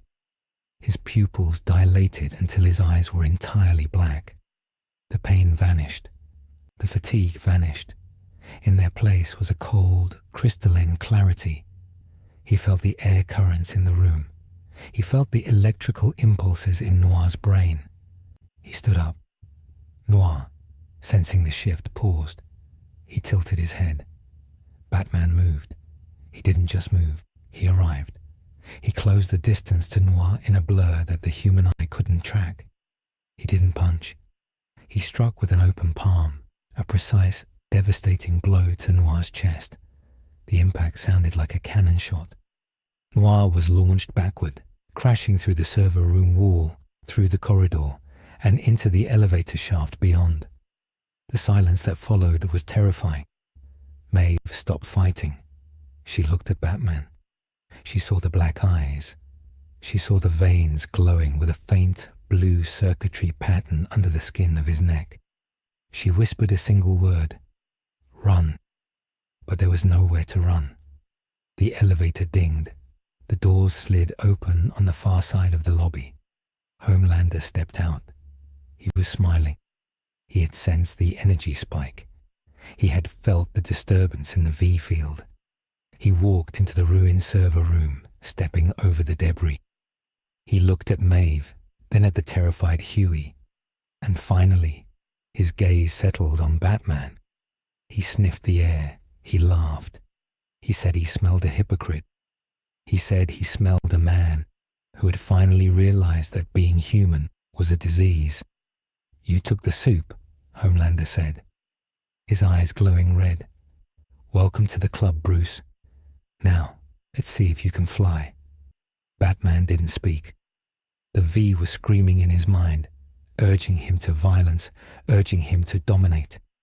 But the discipline of the Bat, The decades of mental conditioning held the beast in check. He wasn't a chaotic monster like the others. He was a focused instrument of will. He raised his fists. The air around him shimmered. He was ready to fight God. Meanwhile, on the dark, windswept launch pad in the Hamptons, Tony Stark was dying. The Daedalus shuttle loomed above him. A sleek silver needle pointed at the stars. The assault had gone wrong from the start. The deep had been guarding the perimeter, not with guards, but with the ocean itself. He had summoned a tidal surge that swamped the airfield, shorting out Stark's scavenged suit systems. Stark was forced to eject, fighting in the mud with a Glock 19 he had borrowed from Butcher. It was absurd. The man who challenged Thanos was shooting 9mm rounds at a man who talked to fish. Butcher was handling the deep, engaging him in a brutal, wet brawl in the surf, using the crowbar to deadly effect. But the real problem was the sky. Stormfront had arrived. She hovered above the shuttle, electricity crackling around her, a goddess of lightning and hate. She was frying the launch controls. She was keeping them pinned. Stark crouched behind a fuel truck, his mind racing. He needed to get to the cockpit. He needed to manually hotwire the launch sequence. But he couldn't fly. His suit was dead. He looked at Frenchie and Kimiko, who were pinned down by Stormfront's lightning arcs. "We need a distraction," Stark yelled over the roar of the thunder. "I am the distraction," Kimiko signed, her eyes fierce. She broke cover. She didn't run away. She ran toward the shuttle. She climbed the gantry, moving with the agility of a spider. Stormfront laughed, seeing the easy target. She unleashed a bolt of purple lightning. It hit Kimiko square in the chest. Kimiko flew backward, crashing onto the tarmac, her chest smoking. But she got up. She healed. She ran again. She was the immortal distraction. Stark used the moment. He sprinted for the shuttle access hatch. He scrambled up the ladder, his lungs burning. He reached the cockpit. It was locked. He didn't have the key. He didn't have the biometric code. He pulled out the Jericho Tzeskin interface unit. He smashed the cockpit glass with a fire extinguisher, crude, effective, and climbed in. He jacked the unit into the flight computer. The screen flashed red. Biometric lock engaged. "Tony," Butcher's voice crackled on the comms. "We're getting slaughtered down here. Launch the bloody thing." "I can't," Stark screamed, his fingers bleeding on the keyboard. "It needs a soup. It needs a 7 print." The cockpit door behind him was ripped off its hinges. Stark spun around. Stormfront floated there, her eyes crackling. She smiled. She said he was a clever monkey, but a monkey nonetheless. She raised her hand to incinerate him. Stark didn't flinch. He looked at her hand. He looked at the biometric scanner. He calculated the angle. "You're right," Stark said. "I am just a man in a can. But you're the key." He activated the repulsor node he had salvaged from his dead suit. A single-shot directed charge he had taped to his chest. He didn't aim at her face. He aimed at the floor, at the gravity plating. The blast threw him upward, into the ceiling of the cockpit. Stormfront fired, missing him. In the confusion, Stark dropped, not away from her, but onto her arm. He grabbed her wrist. He slammed her hand onto the biometric scanner. The computer beeped. Identity confirmed. Stormfront. Launch sequence initiated. Stormfront shrieked in rage, throwing Stark across the cockpit. He hit the console, breaking 3 ribs. She prepared to kill him, but the main engines ignited. The G-force hit them instantly. The shuttle began to rise. Stormfront tried to fly out, but the acceleration pinned her against the rear bulkhead. Stark strapped himself into the pilot's seat, grinning through the blood. Going up, he wheezed. Back in the tower, the battle was destroying the building. Batman and Homelander were tearing through the floors, plunging from the 82nd to the 60th in a vertical brawl of debris and laser fire. Batman's suit was gone, shredded by the heat vision, but his skin, hardened by the V, was deflecting the worst of it. He was fast enough to dodge the full blasts. He used the environment, throwing desks, walls, and support beams with telekinetic force that the V had unlocked in his mind. He wasn't just hitting Homelander, he was outthinking him at super speed. He analyzed Homelander's fight patterns, the lazy arrogance, the reliance on brute force. Batman exploited every opening. He landed a punch that cracked Homelander's jaw. Homelander stopped floating. He touched his face. He felt blood. He looked at Batman with genuine confusion. How? Because you've never had to learn how to fight, Batman said, his voice a distorted growl. You've only ever had to be strong. I practiced. Homelander roared, losing all composure. He flew at Batman at Mach 2. Batman didn't dodge. He caught the punch. The shockwave blew out the windows on all four sides of the floor. The building groaned.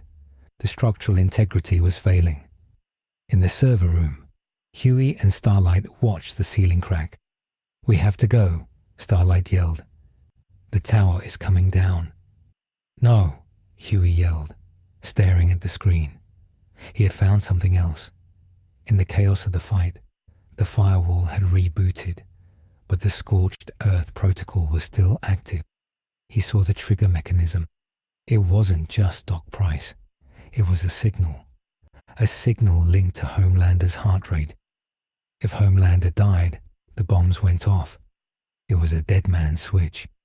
Edgar had ensured that his greatest asset was also his ultimate insurance policy. Batman can't kill him, Huey screamed into the comms. Bruce, stop. If he dies, the city's blow. It's a dead man's switch. Batman heard the voice in his ear. He had Homelander in a chokehold, applying pressure that could crush a diamond. Homelander's eyes were bulging. He was starting to black out. Batman was seconds away from ending the nightmare, but the word stopped him. If he dies, the city's blow. The hesitation was fatal. Homelander felt the grip loosen. He didn't know why, and he didn't care. He fired his heat vision backward through his own skull, burning his way out of the hold. The beams grazed Batman's face, burning the cowl into his skin. Batman screamed, letting go. Homelander spun around and drove his knee into Batman's stomach. The force was enough to liquefy organs. Even with the V, Batman felt something rupture. He fell. Homelander stood over him, panting, his face a ruin of burns and bruises.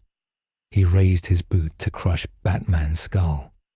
You almost had me, Homelander whispered, terrified and exhilarated. You almost did it. Suddenly, the sky lit up. Through the shattered windows, a streak of fire ascended into the night. The Daedalus, Stark had launched. Homelander looked at the rocket. He realized what it was. He looked down at Batman. Did you plan this? Batman coughed blood, smiling a red, broken smile. I'm the distraction, he wheezed. Homelander screamed and took off, shattering the sound barrier, chasing the rocket. He left Batman broken on the floor. He had to stop the cure. He had to stop the end of his species. On the shuttle, the G-forces were crushing Stark. Stormfront had managed to crawl forward. She was clawing at his throat. Turn it off, she screamed. You'll kill us all. Stark looked at the altimeter. They were approaching the ionosphere, the dispersal altitude. He looked at the Jericho second canister strapped to the co-pilot seat. He looked at Stormfront. That's the point, Stark said. He didn't turn it off. He engaged the manual detonation sequence. But there was a problem. The targeting computer was damaged from the fight. He couldn't set it to global dispersal. He could only set it to a localized burst, or he could override the safeties and detonate the shuttle's main fuel tank along with the cure. The explosion would be big enough to push the agent into the jet stream. It would work, but he wouldn't be coming home. "Butcher," Stark said into the comms. "It's a one-way trip. Tell Morgan. Tell her I love her 3000. Don't be a daft cunt, Tony," Butcher yelled from the ground. "Eject." "Can't," Stark said. "Got a Nazi on my lap.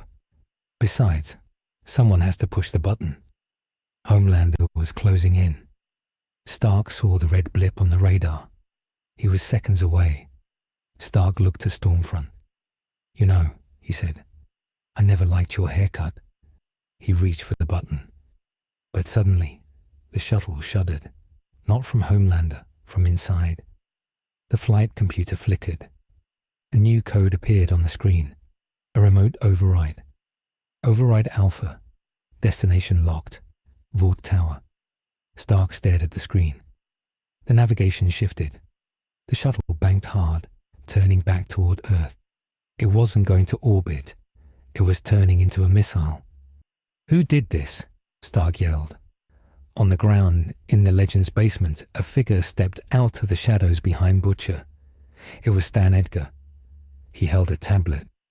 He was surrounded by a black ops team that had silently neutralized the Legend. Butcher spun around, raising his crowbar, but a dozen laser sights dotted his chest. "Mr. Stark is a brilliant engineer," Edgar said calmly into the comms, his voice overriding the channel. "But he fails to understand that Vought owns the hardware, even the shuttle." "What are you doing?" Butcher snarled. "I'm cleaning the slate," Edgar said. "Homelander has become a liability, and the resistance is too messy. So I'm using your cure to kill two birds with one stone. The shuttle will impact Vought Tower.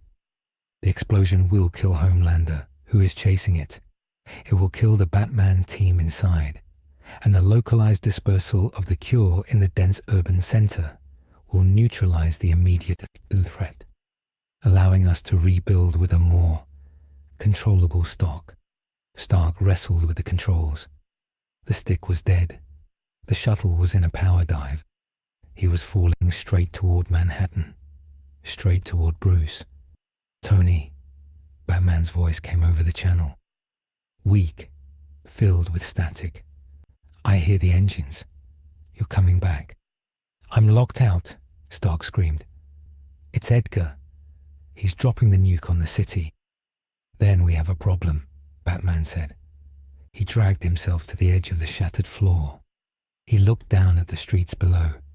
He looked up at the falling star. The ultimate reversal. The plan had been hijacked. The cure was now a weapon of mass destruction aimed at the heart of the city. Homelander was chasing the bomb that would kill him. Stark was trapped in the cockpit of a falling bullet. Batman was broken in a tower that was the target. And Stan Edgar stood in the darkness, the ultimate winner, willing to sacrifice his own headquarters to maintain control of the narrative. The small choice to use the V had saved Batman's life, but it had bought him a front-row seat to the apocalypse. The screaming descent of the Daedalus shuttle was a physical assault on the senses, a vibration that rattled the fillings in Tony Stark's teeth and blurred his vision into a smear of violently shaking grey and red. The cockpit was a coffin plummeting at Mach 3, the heat shield glowing a terrifying cherry red through the shattered viewport. Beside him, Stormfront was no longer fighting. The G-forces of the uncontrolled tumble had pinned her against the bulkhead, her Nazi arrogance replaced by the primal, animalistic terror of a creature that realizes gravity is the one law it cannot break. Stark's hands flew across the dead controls, his mind racing faster than the shuttle. He wasn't trying to fly the brick. He was trying to change its state of matter. The Jericho second canister was armed. Its countdowns synced to the altimeter. but the targeting computer was locked by Edgar's remote override. If it detonated on impact, the dispersal wouldn't just neutralize the soups in New York. The thermal bloom combined with the shuttle's fusion fuel would incinerate Midtown. It was a sniper shot turned into a sledgehammer. Stark looked to the proximity alarm. 10 seconds to impact. He needed a miracle, or he needed a god. He hit the external hail frequency, broadcasting on every band. Unencrypted. Raw. He didn't beg. He challenged. He called out to the only thing faster than the shuttle. He called out to the ego that was currently chasing them. Homelander heard the voice through the roar of the wind, a digital scratch in his ear that cut through his rage. Stark was taunting him, telling him he was too slow, too weak, too late. The challenge bypassed Homelander's tactical brain and wired directly into his narcissism. He pushed himself, the sonic boom shattering windows in Queens as he surged forward. He didn't care about the shuttle. He cared about the man inside who dared to pity him. He caught the Daedalus at 12,000 feet. He didn't catch it gently. He slammed into the undercarriage with the force of a kinetic kill vehicle, his hands tearing through the reinforced titanium hull. The impact buckled the fuselage, snapping the wings off in a violent spray of sparks and hydraulic fluid. The shuttle didn't stop, but it slowed, the momentum shifting from a dive to a chaotic spiraling crash. Homelander roared, his flight muscles straining, trying to lift the dead weight of the spacecraft. He wasn't saving them. He was claiming them. He wanted to kill Stark with his own hands, not let gravity take the credit. He dragged the burning wreck through the air, fighting the laws of physics, and slammed it down onto the only surface flat enough to take it. The roof of Vought Tower. The crash was seismic. The Daedalus plowed through the helipad, tearing up reinforced concrete and steel like wet paper, skidding across the roof in a shower of fire and debris before coming to a halt halfway over the edge. The tower groaned, the structural support screaming under the sudden load. Inside the cockpit, Stark hung upside down in his harness, blood dripping from his nose into his eyes. He was alive. He coughed, the taste of copper and smoke filling his mouth. He looked over. Stormfront was unconscious, buried under a collapsed instrument panel. Stark unbuckled, dropping to the ceiling of the cockpit, grabbing the Jericho canister. It was damaged, the casing cracked, leaking a faint, glowing green gas. The timer was paused, but the mechanism was unstable. He kicked the shattered canopy open and crawled out onto the burning roof of the tower. The wind was howling, whipping the smoke away to reveal the night sky, now choked with the light of police helicopters circling at a safe distance. And standing there, rising from the crater of the impact, was Homelander. His suit was torn, his cape gone, his face a mask of soot and pure, unadulterated hatred. He didn't look like a hero. He looked like a natural disaster in human form. 60 floors below, Batman felt the impact as a tremor that knocked him to his knees. The pain in his body was distant, filtered through the cold, electric haze of the Compound 5 rushing through his system. The drug was killing him, burning out his synapses, but in the process, it was expanding his consciousness. He could feel the building. He could feel the electrical pulses in the walls, the data streams in the cables, the heartbeat of the city. He looked at the scorched earth trigger on the monitor in the server room. The signal was live. It was listening for the cessation of Homelander's heartbeat. If the soup died on the roof, the subterranean charges would detonate, and New York would fall into a pit of mutagenic hell. Batman realized with a sickening clarity that he couldn't just win. He had to keep the monster alive while dismantling his power. He crawled toward the main server rack, his movements jerky, unnatural. He ripped the panel off, exposing the fiber optic bundles. He didn't have his tools. He didn't have a hacking interface. He had his mind, rewired by V. He grabbed the cables with his bare hands. The V amplified his bioelectric field, allowing him to interface directly with the hardware. It was agony. It felt like sticking his hands into a fusion reactor, but he pushed his consciousness into the code, becoming a living firewall. He had to spoof the signal. He had to tell the bombs that Homelander was alive, forever, even if he wasn't. In the Legend's basement, the standoff had turned into a slaughter. Stan Edgar watched the feed from the tower, his expression unreadable, as his Black Ops team moved to execute the prisoners. But he had miscalculated one variable. He had assumed Butcher was a man who cared about living. Butcher didn't. As the soldier raised his rifle, Butcher didn't flinch. He kicked the table, flipping it, not for cover, but to smash the vintage lamp on it. The bulb shattered, plunging the room into darkness. In the dark, the laser sights were visible beams of light, tracing lines in the dust. Butcher moved. He didn't use the crowbar. He used the chaos. He tackled the nearest soldier, biting out his throat with a savagery that was entirely human, but terrifyingly feral. Frenchie was already moving. Mixing the chemicals from the cleaning card he had been eyeing for 20 minutes. Bleach and ammonia. He smashed the bottles together, creating a cloud of chloramine gas. The soldiers coughed, their night vision goggles useless in the chemical fog. Kimiko was a shadow, a silent blade in the smoke, hamstringing the operatives with surgical precision.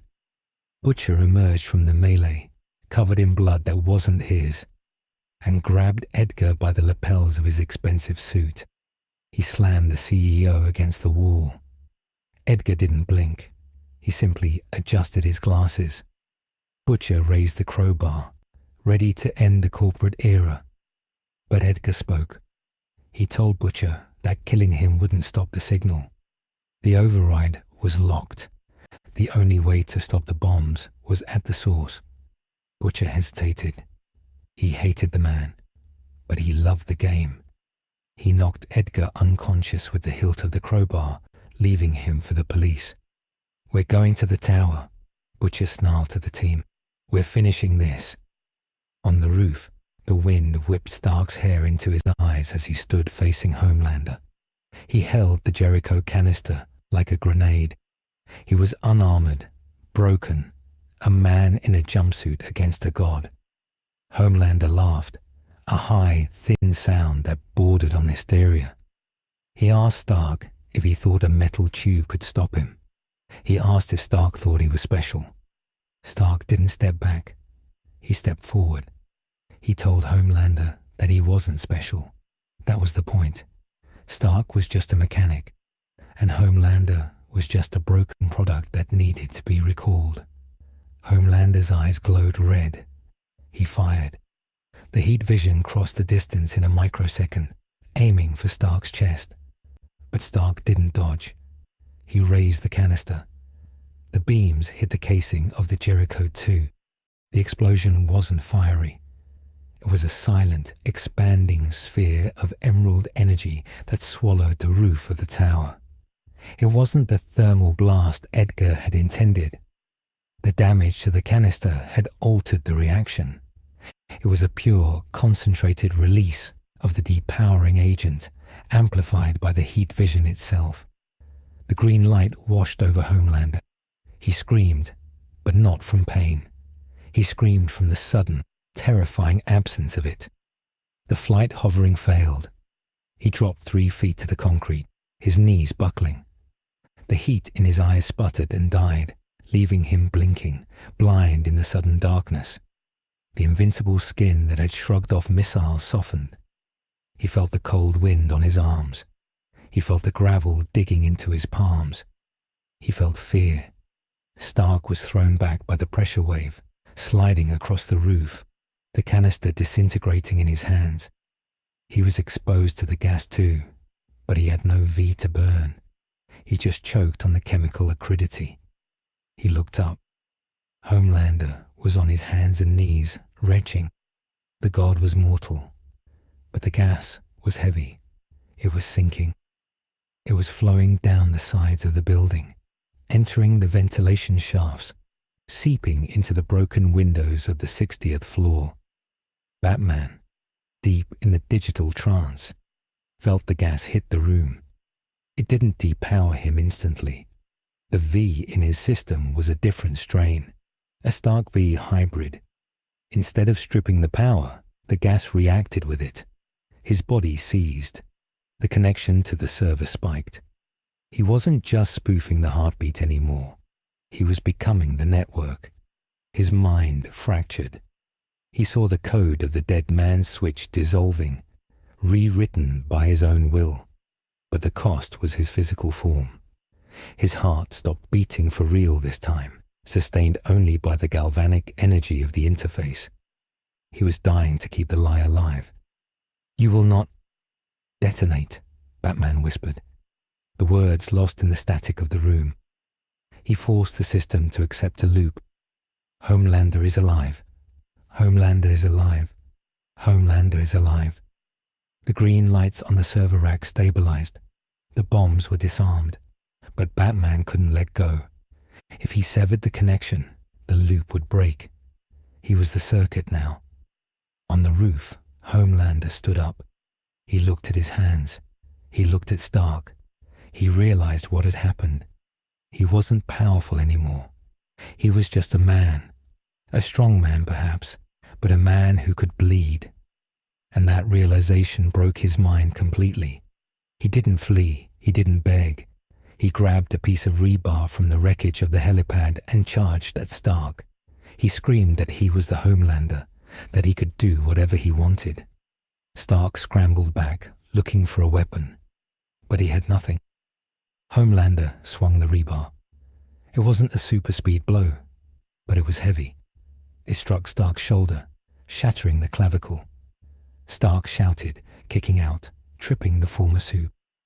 They fell into a grapple in the dust and the ash. It was pathetic. It was ugly. Two titans of their respective worlds reduced to a bar brawl in the dirt. Homelander bit Stark's ear. Stark gouged at Homelander's eyes. There was no choreography, just desperation. Stormfront emerged from the wreckage of the shuttle.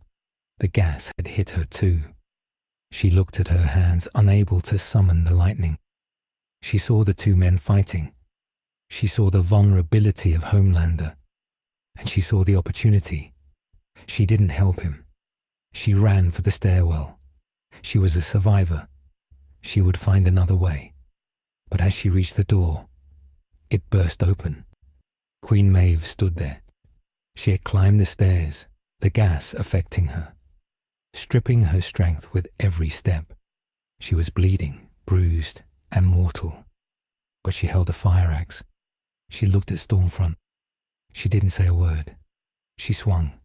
The axe buried itself in Stormfront's chest. It was a human kill, messy, final. Maeve stepped over the body, collapsing against the door frame, watching the two men fight. She didn't intervene. She just watched the end of the age of heroes.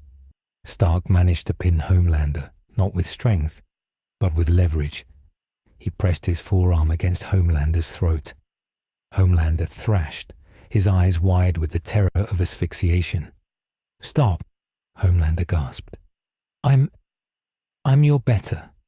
"You're nothing," Stark wheezed, blood dripping onto Homelander's face. "You're just a bad product." Stark reached into his pocket. He pulled out the last piece of tech he had, the arc reactor node from his chest. He had ripped it out during the crash to prevent it from detonating. It was flickering, dying. He pressed it against Homelander's chest, not to blast him, but to discharge. "Burn," Stark whispered. The capacitor discharged, a jolt of pure electricity, not superpowered, just physics. It stopped Homelander's heart. The soup convulsed once, then went still. The eyes that had terrified the world stared up at the smoke, empty. The silence on the roof was absolute. Stark rolled off the body, lying on his back, staring at the stars. He waited for the explosion. He waited for the scorched earth bombs to go off. He knew the switch was dead. He knew he had just killed the trigger. He closed his eyes, accepting the end. But the explosion didn't come. Seconds passed, minutes. The sirens wailed below, but the earth did not open. Stark opened his eyes. He frowned. "Bruce," he whispered. In the server room, Batman hung from the cables, his body limp. The screen in front of him was glowing with a steady green line. Status. Active. He had done it. He had fused his nervous system with the broadcast. He had tricked the computer into believing the king was still on the throne. But the cost was total. Huey and Starlight found him there. Starlight, depowered by the gas that had drifted down, tried to pull him off the cables. "Don't," Huey said, stopping her. He looked at the readings. His brain. It's the CPU now. If you disconnect him, the signal drops. The bombs go off. "So he's stuck?" Starlight asked, horrified. "No," Huey said, tears welling in his eyes. "He's not stuck. He's the watchman. He's the ghost in the machine." Butcher arrived on the roof 10 minutes later. He took the elevator, kicking the door open. He saw Maeve sitting by the corpse of Stormfront. He saw Stark lying next to the body of Homelander. Butcher walked over. He looked at Homelander. He nudged the body with his boot. No reaction. Butcher let out a breath he felt like he had been holding for 10 years. He looked at Stark. "You did it, you mad bastard," Butcher said. "You actually killed the cunt." Stark looked up, his face pale, his breathing shallow. "I didn't kill him," Stark said. "I just turned him off. Gravity did the rest." Butcher looked at the empty canister. He looked at the city below, still standing. He looked at the lack of heat vision in the sky. He lit a cigarette, his hands shaking slightly. "So what now? We all hold hands and sing Kumbaya." Stark struggled to sit up. "Now," he said, grimacing as his collarbone shifted. "We have to clean up the mess. The gas, it's not a permanent cure. It's a suppressant. It wears off. We bought time. That's all." Butcher frowned. "Time for what?" "Time to build a prison," Stark said. "Or a new world. I haven't decided yet." The immediate threat of Homelander and the scorched earth was neutralized, but the world was fundamentally broken. The cure had stripped the powers from the Supes in New York, but only temporarily. The Vought Empire was headless but still armed, and the heroes were shattered. Stark was physically broken, his tech destroyed. Batman was a living computer program, a consciousness trapped in the Vought mainframe, the eternal jailer of the doomsday bombs. The boys were left standing in the wreckage of their victory, realizing that they had exchanged one tyrant for a power vacuum that terrified them even more. As the dawn broke over New York, the sun illuminated the carnage on the roof of the tower. The body of Homelander lay there, not as a monument, but as trash. The myth was dead. The man was dead.